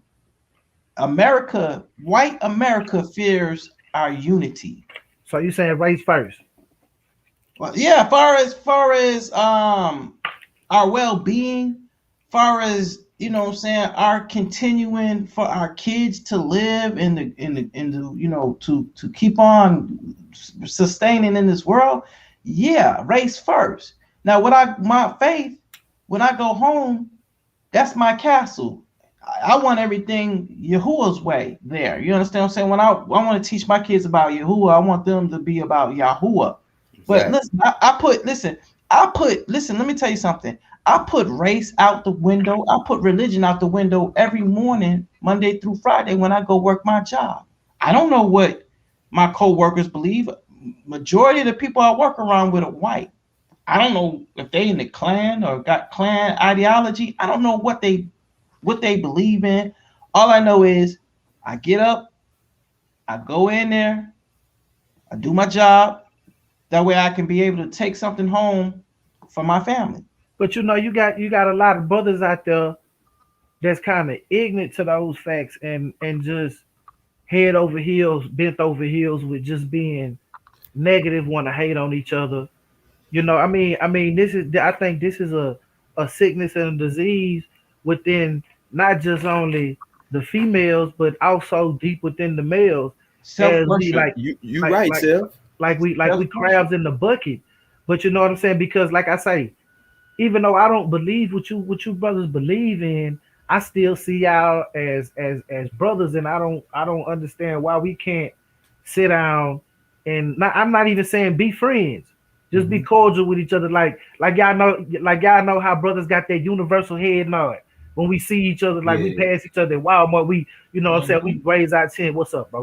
You know what I'm saying? Like that kind of cordial, but we can still not hate on each other. And let me say it like this. I don't like overly religious folks of any fabric. Okay, I don't like deeply fundamentalist type folks like that of any fabric, because I think they miss the notion of what it is to serve a creator in the first place. To serve a creator is an individual thing where you walk uprightly. Like our forefather Abraham was pulled out. Why? Because he sucked out the Most High, and the Most High saw him as someone who would walk uprightly before him. That's one individual that this right here starts with, and this legacy starts with. So I see it as something that I individually do. I put out in front of my household, teach them to do the same. Now, outside of that household or anybody that I may have responsibility for, they got to walk out their own salvation with fear and trembling. But I don't feel like me being overly religious or nothing like that is ever going to bring anybody into the fold, because I know I detest overly religious persons. Most of us do. We remember Christians in church, open hypocrites, overly religious, open hypocrites. We couldn't stand them. And I still don't. Of any note, whether they Israelite, Kemetic, they follow Ogun, they follow Olodumare. I don't care who you follow. If you an over religious zealot, I ain't got no time for it whatsoever. So I put them aside, like I said, whether they believe what I believe or not. You know what I'm saying? And anyone who's open to work together with someone, I believe you should be willing to work with them, especially if they're not someone that's posed himself as your enemy, your direct enemy. And sometimes the enemy of an enemy is a friend. Sometimes maybe somebody you really ain't got no relationship with, but y'all fighting the same battle together. What about your historical or biblical enemy? Well, when it comes down to my biblical enemy, now if it's an Amalekite, I ain't gonna have nothing to do with him whatsoever. I believe this is his kingdom, it's his reign right now. But if it was ours, we would kill him on sight according to our text. That's what we are ordered to do. Mark him on sight. What you got to say about that, Yehukanan? And then after you, Yehukanan, I want the Mr. Handing out L's. You know what I'm saying? The legacy champ of the source to chime in on it too. So go ahead. I'm gonna say this. I'm like James. I don't agree with over religious people. I don't care if you do believe the way I believe in. Put like this: I don't have to put down anybody's faith belief to make mine be good. When I was in the military, facts. I put it like this: the people who I wanted to hang out with were people who were dang having fun and getting ladies. You understand what I'm saying? When I got my first duty station in Yuma, Arizona, I didn't know nobody. You understand what I'm saying? So all I wanted to do was party and have fun. You know what I'm saying? I'm trying to get me some chicks. You know what I'm saying? You know what I'm saying? Trying to get up with different types of chicks. So the people who were, who were into that, who were doing that, I seen that, and I'm like, okay, this is the crowd who I want to roll with, because the things that I'm interested in, they got going on. See what I'm saying? So I don't have to put nothing down for somebody to follow me. It's just like Martin Luther King, the movement he had going on. You know what I'm saying? He ain't had to put nobody down. People seen what he had going on, and they wanted to be a part of it. So you don't have to, no matter what your belief system is, you don't have to put down another person's belief system. If people see what you're doing and see how you're living and how you're moving and shaking, they're gonna want to be, they're gonna want to know, they're gonna want to roll with you. They're gonna want to know what you got going on, and they're gonna want to emulate what you got going on. And so it's just like I'll give you one example, and I'll make this quick. It's a dude who I grew up with, but I knew him. He was a Christian. You know, I became an Israelite. We somewhat still have somewhat the same beliefs. It's just we're doing different things from a cultural aspect. We got some shootings that was going on in my hometown in Columbus, Georgia. So I tried to get everybody together, right? I wanted to try to get something together to where I can get them some money and get some sponsors and get some attention going on to the city so they can get some help, so the people could stop trying to kill themselves, right? Or kill each other. This dude told me that he couldn't, he had a problem with me coming down there to visit and getting the people set up and getting things together. He said, because I'm an Israelite. Dude, I promise you, Father, forgive me, I cursed him out. I cussed him out. I cussed him out. I said, I said, I'm glad I left Christianity. I said, you just showed me today the reason why I left, that I made the right decision. You're telling me our people are killing each other, and you're worried about whether I'm claiming Christian identity to link up with me so we can come together with these young people and get them help. That way they can stop killing each other. He more worried about the Christian faith. Whether you believe in Jesus or not.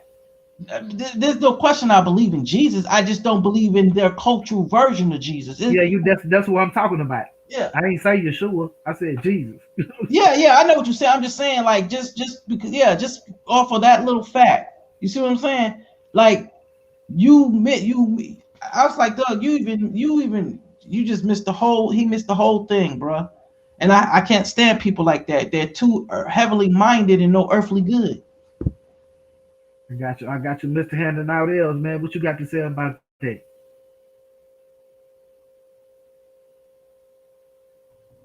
Yo, peace to the panel. Can y'all hear me? Your volume's low. Yeah, you sound like you far away.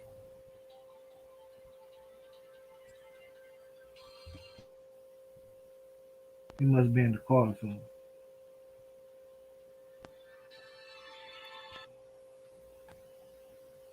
All right, no dead air, y'all. No dead space. Jeremiah, you gotta correct your volume. Yeah, but anyway, I feel the same way. You know, me being one that, you know, I don't put religion on a person's character. If you have good character, you in good standing with me. I don't care if you worship a bicycle wheel or the flying spaghetti monster. If you have morals, principles, characters, and you just a righteous person, hey, that's fine with me. Like I remember y'all was teasing me earlier about with Greg Phillips. Like that was my friend, you know. We'll be gonna vouch for him. Yeah, and he a Satanist. I don't believe in Satan. You know what I'm saying? I don't do none of that. You see, but he never did to me what he did to y'all, or what he saw, what y'all say he did, or whatever, what allegedly, whatever. So I'm cool with him. I mean, yeah, he my friend. He all right. You know what I'm saying? Sometimes he do bad things, but we all do bad things. Is he a bad person? Yo, Salakia, man. Okay, there you go. Is it clear? Loud and clear? Yeah. Come, man. Peace to the panel, man. You know, as far as the topic, man, what's being spoken of right now, it's I want to send a major shout out to the Source Debate League, man, because I had to have growth in that area, man. I ain't gonna hold you up, man. I was a religious zealot, man. When I first 2-3 years ago, I was a madman. And I had to have growth in those areas because I felt that I had a mission that I was commanded to to partake on. And anybody that was outside of the Israelite faith, I felt was an enemy.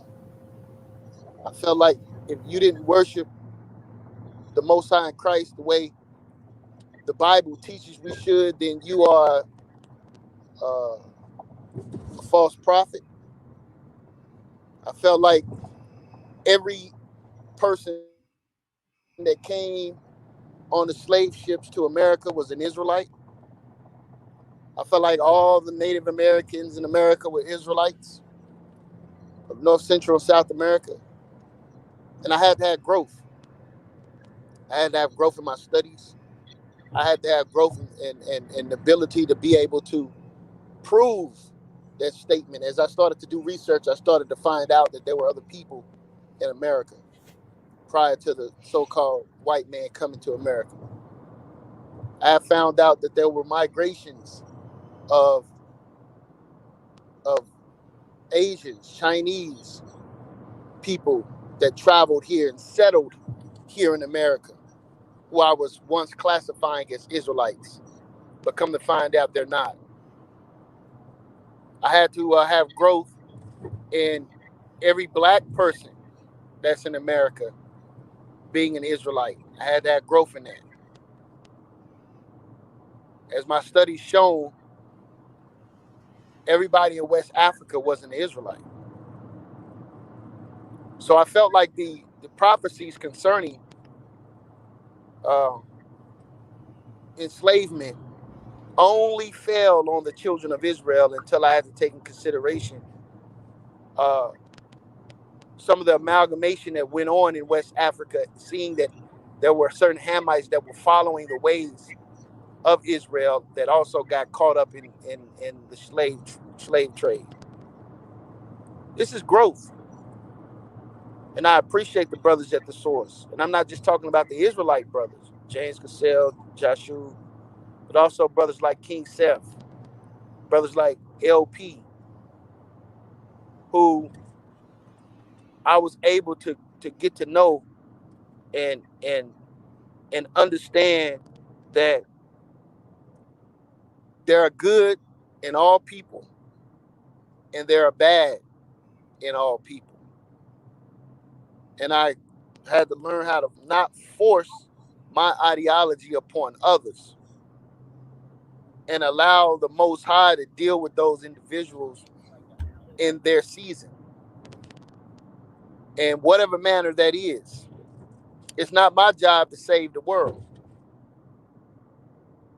So when it comes to interactions, the Bible teaches us that we are supposed to be at peace with all men. And I think a lot of Israelites have lost that. Because when you look at Abraham and his dealings and operating around other nations, look at Isaac, you look at Jacob, these were our patriarchs who had to have interactions with other nations. And through their dealings, gained and garnered much respect and love based upon how they deal with people, utilizing the principles that were given to the nation of Israel. I had to learn how to do that. So if I do go into a job, I'm working, I'm getting hired by a Gentile to do work and to do certain things and to be able to provide for my family, I can do that without some inherent hatred for an individual who's actually trying to help me. I had to have growth. Can y'all hear me? Yeah, man. Yeah, we let you go, man. Go ahead, man. Talk your talk. Yeah. So a lot of our brothers in the Hebrew Israelite nation, especially those campers, their brothers like to say campers. Well, I'm a camper. I street teach. I wear garments. I believe in the culture. I'm a culturalist.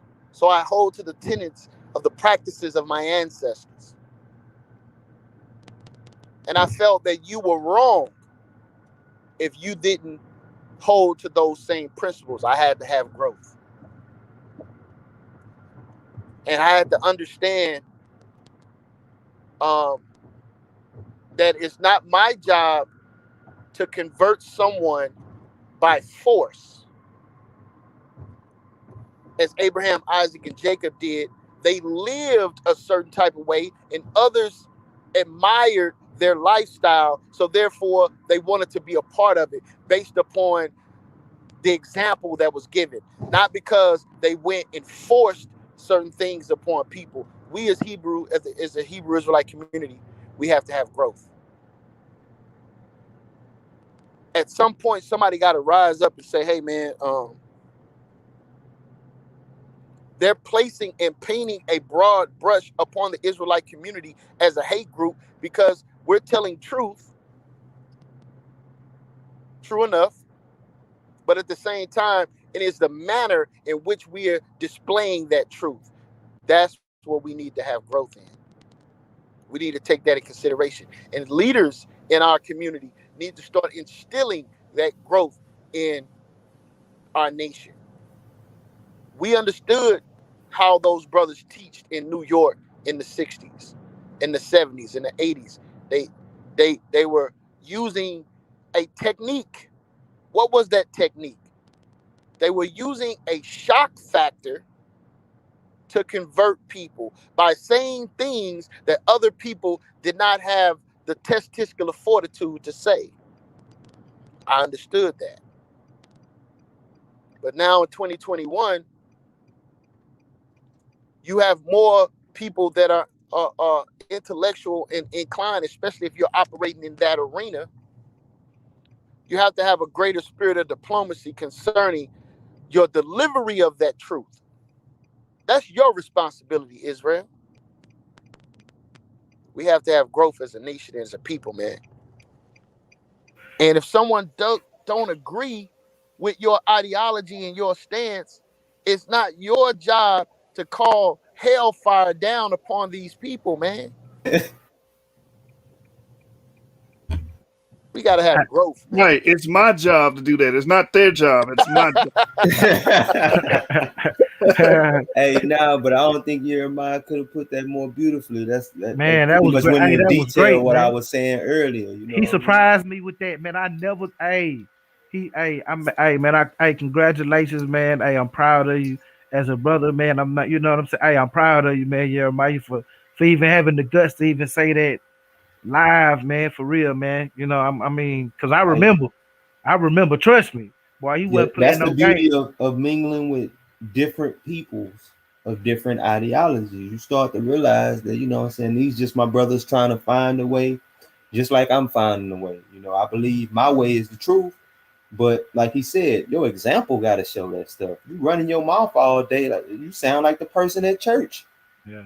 You know what I mean? Nobody want to hear that. People want to see people doing what's right, not just hear them talk about doing what's right. We missing out on so much money that we blinded by hatred. We missing out on so much money, just letting it slip through our fingers and whatnot. We won't, you know what I'm saying? This goes back to what I be saying. There's nothing wrong with wearing the Gucci and the Versace, but hey, throw some of that money your brother way. You know what I'm saying? Cop one of that man's shirts. You know what I'm saying? Get one of that man pair of shoes or something like that, y'all. And put your outfit together with it. You know what I mean? The dangers of that is, and I feel for a lot of brothers because think about it. FUBU, remember when FUBU was at? Biggest thing in the black community, black owned, for us, by us, right? Yeah. What they do? They sold as soon as it became of high value. Yeah. Why? Because they making some good money, but they'll never be able to make money like the boys in Europe who got factories where they paying people a penny a day in American money. You know what I'm saying? You can never compete with somebody like that. You know what I'm saying? So it puts it in a hard situation. These people work hard, build these companies, and they see, hey, I can sell this company. My family's good for generations. But see, the thing, this company as a symbol.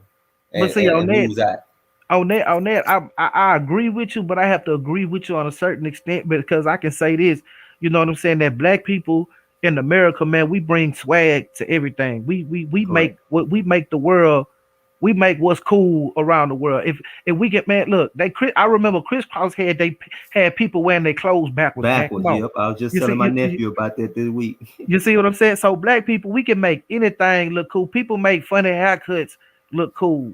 You see what I'm saying? So I think that if black people didn't lose interest in it so fast in order to go to the European thing, because Versace is old, Gucci is old. Our list That's what I'm is saying. old They got stuff. old factories with old connections where they getting stuff at prices you couldn't dream of getting. That's kind of what happened. Like people, like a lot of people see it as the people selling out the market. Nah, they really get pushed at it because they can't compete with the upper echelon because they getting prices that they couldn't dream of getting as just a brother from the US. Yeah, but you know what though?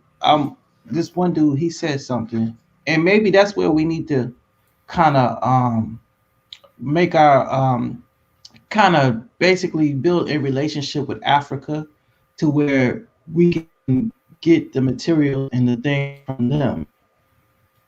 Well, yeah, but I'm sorry. Them Gold Coast Gorillas, babies. Y'all want to but connect it's with them hard Gold to Coast build Gorillas? that. It's hard to build that relationship when Africa doesn't consider us African enough, and But the they Western respect money, world though. don't consider us Western enough.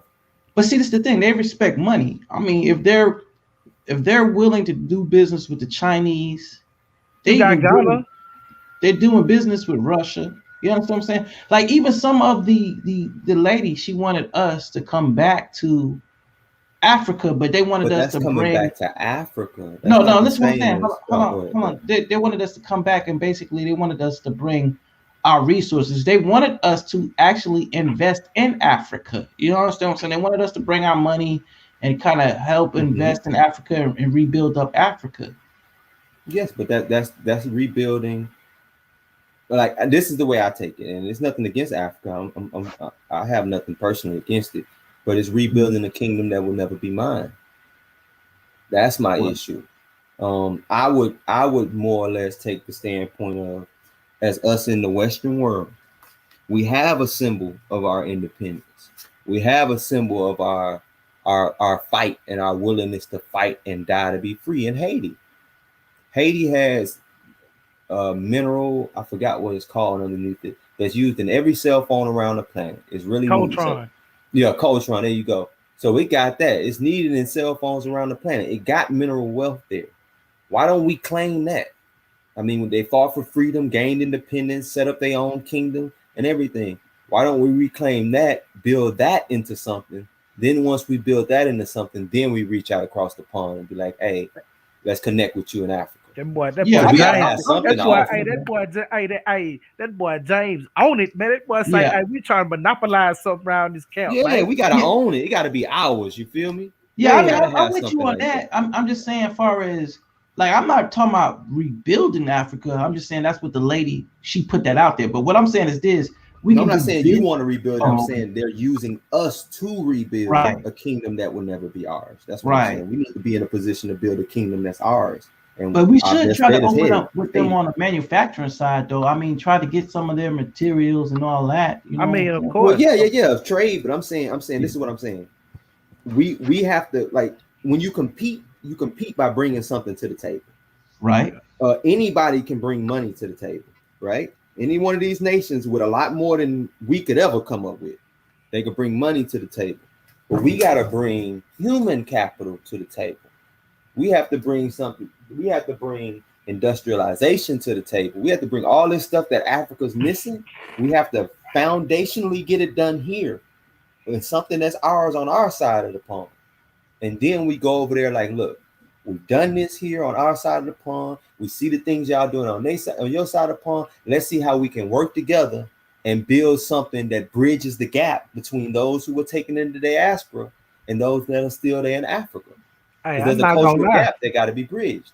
Hey, I'm not gonna lie. I wouldn't mind turning a third of the I wouldn't mind turning a third of the Gold Coast into Las Vegas, like a whole casino resort, beachfront resort fishing. Like Dubai, huh? I'm telling you, Big ass resort. a third of the Gold Coast, a whole just. I'm talking about casinos. Well, I'm talking about Akon gonna be there with you because he building yeah, that 2 smart cities, not one. yeah. Two. I'm talking about saying, and then man, you know how much money that would bring in. Right. And they And then, building it to where we can look. I want to go. Like my thing is, I want to retire in Africa. So don't get me wrong. I'm not sitting here trying to bash Africa or nothing like that because it's a third world country. I feel like that if we couldn't build something like Haiti, my money would go far. I'd be around more people that at least look similar to me, and is the fastest growing economic place in the why world. you know you look like one of them Africans, boy? Stop playing. Hey, some of them. I'm about to say the Nigerians say I look like I'm one of them from the north, but I don't know if that's a good or bad thing because the north was oppressing them. Go ahead, but you know what I'm saying. I mean, my thing is, I'm glad you brothers can get on here, man, and I appreciate LV for getting on here and giving that game. Like we need more of this instead of we bashing each other. You know what I'm saying? The debates are great, but at the end of the day, it's like at the source, we are brothers. You know what I'm saying? We not trying to hate on nobody. You know what I'm saying? We just doing what we do, making it cool, trying to Yeah, compete. but you still gonna catch this smoke though. Understand that, man. You still gonna get That's this smoke. That's most definitely like G-Con right now. He running, he's scared. You see what I'm saying? He don't want to take the debate or what's better in the year 2021 for black people, or Christianity. He don't want to come see King Self with that, man.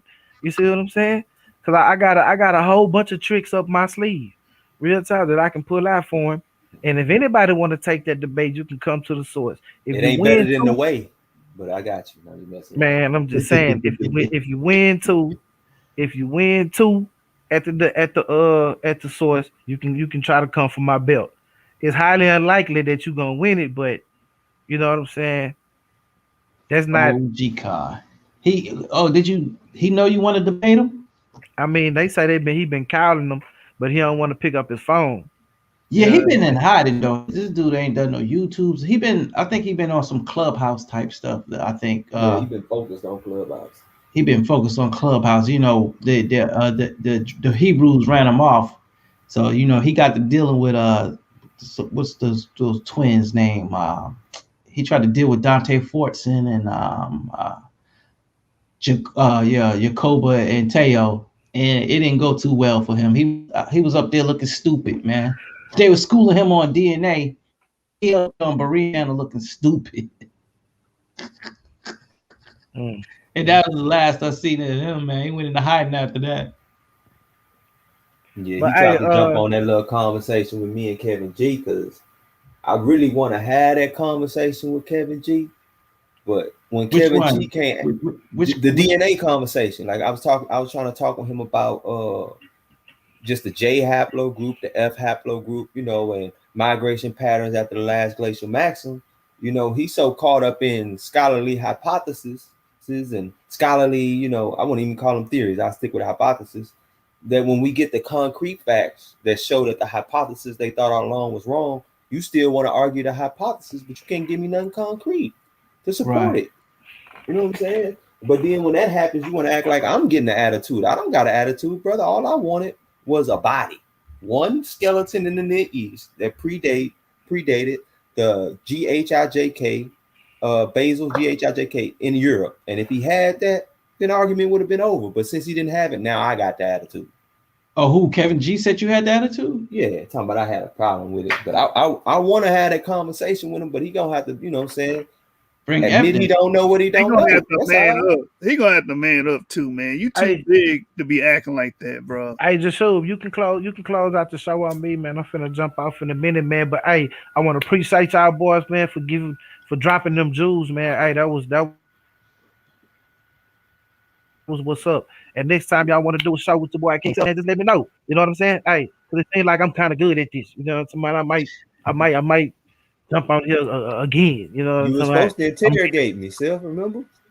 Oh yeah. But yeah, I got to get some more info. I gotta send my spy. You know what I'm saying? And just dig up some dirt. You got to dig up some dirt on you. You know what I'm saying? Credit not what. LaRon is running from you, man. The brother just hit me up. He said, I'm not interested in a debate. Yeah, I know. I'm not a debater. I'd rather have a discussion. Yeah. Oh, he ain't debating no more. Yeah. Well, hit him up and say I'm willing to have that discussion with him. Yeah, I'm willing to have a discussion. We can have a discussion. I mean, but see, to me, see, this is the reason why I'm not gonna say I don't want to have a discussion with the dude, but I'm gonna have a discussion so it don't look like I'm running, but I can foretell what's gonna happen. We're gonna be speaking on two different levels. He's gonna be speaking on faith and belief. I'm gonna be speaking on facts and knowledge and logic and logical thinking. You see what I'm saying? So we're gonna be on two different pages on a discussion, because on a discussion, he's not required to bring a presentation and back his presentation with actual sources, which this debate league is called The Source. So that's why he wants to have a discussion and not a debate, because in a debate, I'm gonna bring back facts and make him get out. You see what I'm saying? That's why people fear The Source right there, because you gotta bring facts and evidence. Once you start saying any old thing, we're gonna start hollering for sources. You ask us for sources, trust me, we got them. Right. Got them lined up, ready to go. Seth, you done challenged me plenty of times. When I say something, don't I give you a source on it? Big facts. All the time. I ain't gonna say nothing if I can't prove it, man. Right. Yeah, that's true, man. The one thing I want to say, man, I got a lot of love for Kevin G, man, but ever since he done went back to hanging out with them over there, it's like he lost his sense of truth.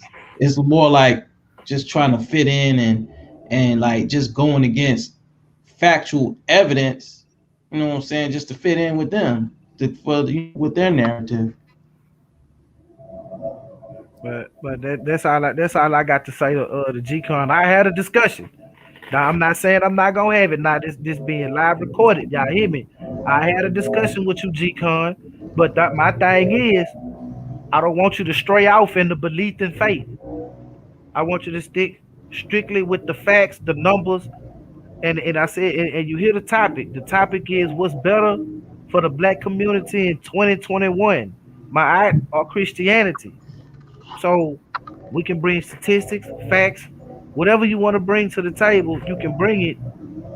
But I don't want you to go out, well, I gotta have faith or we gotta believe or none of that. I really don't want to hear that, but we can have a discussion. I'm not tripping. What y'all think about that? So I think it'd be great for the channel, man. I wish it was a debate, you know what I'm saying? But you know what I'm saying, niggas tuck their tail when it comes to The Source. So we just gonna have to take you know, I mean, you know, LeBron gonna get his ass whooped. I'm not gonna sit here and try to dress this up nicely. He's still gonna get beat on. But I would have liked it to be more professional with the format being an actual debate. But well, pray for him that he evolves, man, because he hasn't learned to evolve. He still know how to do rhetoric instead of just bringing a presentation. Exactly, and that's why we started The Source, to move away from rhetoric wars, man, because anybody can sound good to somebody, but not anybody can bring up sources to prove something, man. And let me put this fact out there to everybody too. That's one of the reasons why I deal with these Hebrew Israelite brothers on The Source. They have a belief, but when they debate, they leave their belief out of it. We mostly argue about archaeology, DNA. We argue about tangible evidence. We don't argue about, do you believe that a virgin birth happened? We don't debate that type of stuff. We debate actual facts. Like you can look at a debate with me and James when I was drunk that time. James brought out facts. He brought out archaeology. He didn't bring out belief. He didn't bring out faith. He said, "Say, look out, we was here at this point in time." Well, how do you know that, James? Right here on this stele, it has Israel. It has this. It has that. So this is the thing about The Source. So yeah, don't get it twisted. That socialism debate that we had, the championship round, that was fire between James Cassell and Joshua. Straight facts. You see, this is what The Source is all about. That's why the name of it is The Source. Yeah. Because they might believe they might read their book. That's the way they live, but they leave it out when we're dealing with debate. One thing I gotta say, I've been knowing Jashob and James for, I want to say maybe 3 or 4 years. Hey man, maybe more. Yeah, I think like around 2017 is when I met you guys. Like I tell anybody, man, like these young, I mean, y'all younger than me. I'm like, man, y'all don't want to see these boys, man. I be telling them, man, like these boys, they come with facts, man. They these are some educated guys. They're not just stuck in the book. You know what I'm saying? Their knowledge, they're well rounded. You understand what I'm saying? And that's the type of Israelite brothers I like, that are well rounded. They're not just stuck in one area. You know what I'm saying? Like they bring you facts. So if you're gonna come at these boys, you better have your ducks in a row. You better have your information together, because they're not coming up here talking about. They ain't coming from an indoctrinated state. Coming from an emotional state. Well, I feel and I believe this way. They're coming with, listen, this is the conclusion I got based on the facts that I see. And Jeremiah just gave evidence to that. What he said, for everything he kept saying in my studies and my journey, everything he just kept saying was telling y'all of his growth. He told y'all, man, I came from a hardcore Orthodox Hebrew Israelite background, and he had to grow. And it just didn't take other Hebrews. It took people that wasn't of his faith for him to do these things. You see what I'm saying? So, I mean, you have to come with facts, and he adhered to the facts. The truth is the truth. You see what I'm saying? So you gotta bring that out, man. We ain't just talking G-Con. What it say? Christianity for sure, not a debate. Yeah, I mean that's Christianity is based on nothing but belief. You have no fact behind it. You see what I'm saying? Like G-Con, what G-Con gonna tell me? What he gonna say? Y'all say gonna say the law's done away with. Oh, okay, so the first question I'm gonna ask you. So now it's cool to murder. Now it's cool to commit adultery because you say you're gonna say you follow the 10 Commandments. The 10 Commandments is in the Old Testament. That's common sense. If the law done away with, then the 10 Commandments done away with, right? So now you can do what the hell you want to do. All right, but you follow the book. All right. He cherry picking the book. That's what he doing. That's what he doing. So now you telling me that if a man, you gonna say I know exactly what you gonna try to tell me, that yeah, a man can do what he want, as long as he repent. Okay, well, so you telling me a rapist can go rape 30 women, and then on his deathbed say, man, I'm sorry, Lord, forgive me, I accept you in my heart, and he in heaven with the 30 women that he raped, he right behind. This is what you telling me? Well, if that's what you telling me, man, there's no God that I want to follow. That's just me personally. You would never ever in life convince me to cross over or convert me, or matter of fact, I don't even want to hear what you got to say. You know what I'm saying? After you come on the street and tell me something like that. Nah, brother. I'm good. We need justice for these people. But hey, G-Con, if you do find the testicular fortitude to face me in an actual debate, I'm gonna deal with the facts with you. Actual things that happen to see what's better for us right now. Hell, I would say being a Hebrew Israelite better for us than being a Christian. Big facts. Okay. and I don't real quick, kid. Let me say this real quick. First, man, a lot of people don't rock with G-Con, man, but I actually like the brother, man. You know what I'm saying? You know, I don't like some of the things he do, and I'm definitely not rocking with his beliefs, but him as a person, I like him. You know what I'm saying? But that nigga dead wrong, because he was just getting ready to have a debate on the source, on a topic on whether or not the Messiah of the New Testament is prophesied in the Old Testament. But then his response to you in a debate is he don't do debates. And he got to cut it out, man. You got to cut. I'm talking about literally last week, bro. Last week he was going to have a debate. You know what I'm saying? So we know why. We know why. You know, see, yeah, we know why. Man, put me, hey, like that boy Jeremiah Judah said that day. Hey, Scholastic, man, put me on the big screen, man. You know what I'm saying? Put me on the big screen, man. You know what I'm saying? Yo, this why G-Con don't want to see it, man. This why that boy don't want no smoke, man. The boy say, man, this ain't come to me easy. You understand me? This ain't come to me easy. I had to work. I had to put in that work, man, blood, sweat, and tears. You understand me? Hey, you know what I mean? You know how many niggas I had to cuss out and get right? You understand? This is what you scared about, man. This what you scared about, bro. Real talk. Stay in your lane, right? Stay in your lane, G-Con. You know what I'm saying? And E-Mac and his partner Frank Lights. Y'all don't want no smoke. Stay over there, man. Don't come to the habitat. Don't come to the primate. Don't come to the jungle, man. Y'all stay over there in the prairie. You understand? Don't cross that gun line. Y'all know what it is, man. The source, man. Stand up and shut up.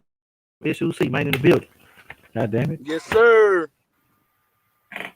Hey, Joshua, man, do me a favor, man. I know you did a presentation, right? Can you give me a recap real quick, man? Just he ain't done it yet. Okay, Con. Yeah, well, look, he sidelined it so we could have this. Me and Seth could have that conversation that we started on, and then we just took it to another level. Cool. Yeah. Okay, well, I'm finna get off, man. Close the show. Hold on, Jeremiah. Close the show for me, Jeremiah. I'm finna get off, and y'all can do the thing, man. I appreciate y'all, boys. James, let me interview y'all and whatnot. You know what I'm saying? Appreciate y'all, CEO and goddamn Scholastic Bully, man. But I'm out, man. Peace, man. King Self gone. Hey, man, put some respect on the middleweight champion's name, man. The man worked hard for that, man. Real talk. Hey, I'm finna get off too. Hey, just show, hey, Yahoo, James, hey, appreciate it, man. I'm always enlightened when I'm dealing with you brothers. You already know y'all got my support, man. You know what I'm saying? Hey, man, shout out to the Source League. Hey, if you want to get some facts, information, and learn, yo, this is where y'all need to come, man. Hey, Shabbat Shalom. Shabbat Shalom. So what's up? We gonna close it out? You gonna do your show? Yeah, I'm gonna do my show after this. Everybody watching, we're gonna be talking about the Ashkenazi Jew. We're gonna be talking about how the Ashkenazi Jew, has no genetic ties to Abraham, Isaac, and Jacob, and we can prove that just by studying genes, just by studying phylogeny. I know it's gonna make a lot of people like Ashkenazi sympathizers. Naming one of them is going to be Garfield. He's an Ashkenazi sympathizer. He has went on the record and said, 78% of his family members are related to Ashkenazi Jews. So we can't forget that. Right. So this brother's advocating for these people to be the real Jews. He said they got to be the real Jews. They was keeping the tradition. This brother's on record saying these things. So we're gonna prove this through phylogeny and genetics, where a lot of these brothers that's in this pro-African conscious community have no idea, no clue about. Like I told you earlier, Melvin told me that haplogroup H is African. I'm like, what the hell is you talking about, man? Boy, that's a new one right there. That really came. I've never heard nobody say that. Matter of fact, before we conclude this, watch this, Jay. I'm gonna share my screen and just go to the damn post and let everybody see this. You know, this is gonna segue to. That's crazy. Like, really? Like that was. Most people say it's Middle Eastern, if anything. Asian, Indian. You know what I'm saying? Yeah. Check this out. So. Here it is right here. Y'all can see my screen. I put a post up about the 12th dynasty priests having Eurasian haplogroups. And I said, I need answers from the Kemetic community. So if you read the article, it talks about these two Egyptian priests. Hey, Joshua, I don't mean to cut you, man. You don't want to separate this program? No, I am. I'm going to end it right now. I just want to just look at this real quick. Okay, come. Get them a little preview so they can be ready to watch, you know what I'm saying? The show. So pretty much they belong to the Y haplogroup H2. which is a very rare lineage today, right? Mm-hmm. We go to the comments, James getting on the ass, talking about it's quiet in here. So Melvin decided today to get some kind of testicular fortitude and some kung fu fingers and respond. And he says the actual DNA study indicates they have African origins. But Nak Ankh H2 is Levantine, which was my point in the first damn place. Yeah, North Levantine. Now watch this. I said, Melvin, that just means they were born there, but ultimately they come from outside of Africa, which is hard for you Afrikaners. And I gave him the origin. I gave him the wiki for haplogroup H. What does that say? Place of origin, South Asia or West Asia. Now watch this dude. This is what cognitive dissonance is. Unable to accept information, right? He says, look at the map tree, bro. HY19962 is over 10,000 years ago. They are African. Harifians stayed out and procreated in Africa. What did I just say? They may have been born in Africa, but what? Ultimately, they come from outside of Africa.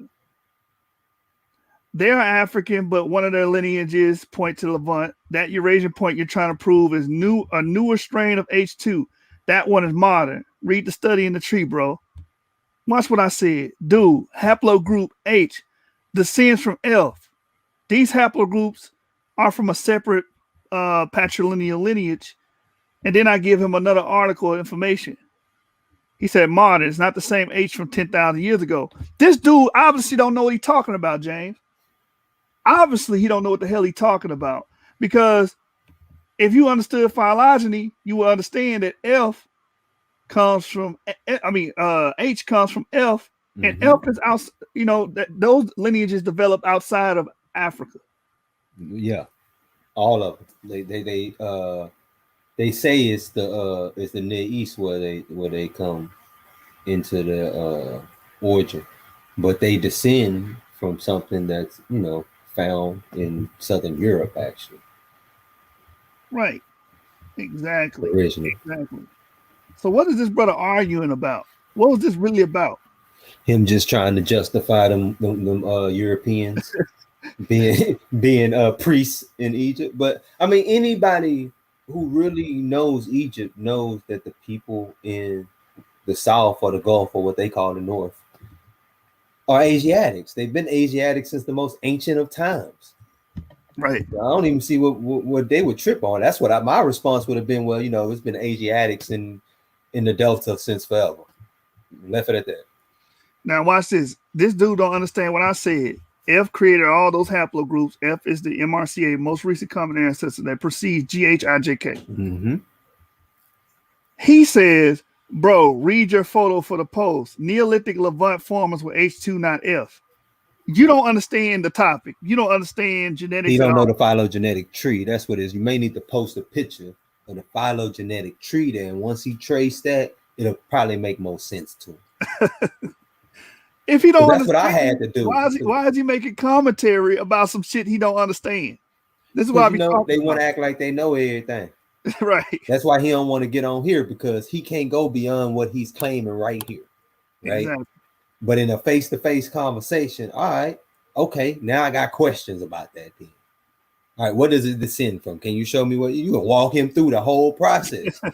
If he right here on the call, right? But he want to do it on there where he can just end the conversation and stop talking as soon as you corner him. Exactly. Watch this. So when I go to the group, I just posted what you just told me to post, brother, to help him out. I said, obviously, certain people don't understand genetics. Orange is the African haplogroups. Haplogroup H is not an African haplogroup. It is Southwest Asian and European. And I told him to learn phylogeny. So if you look at this chart here, well, it ain't going to let me blow it up because it's Facebook. But if you look at this chart, this is where the F lineages divulge right here, FT, FG, and H. And it also gives you a color code for what the place of origin and distribution. Africa is orange. So the groups that are mainly in Africa are D, O, E, B, and A. You understand? Those are mainly African haplogroups. when you get over here to H, all of the H branches are light blue and dark blue. Dark blue is Southeast Asian, blue is South Asian, and I believe they have one strand that's North Asian and European. I mean, argument over. It's not even an argument. This is why. Come on, man.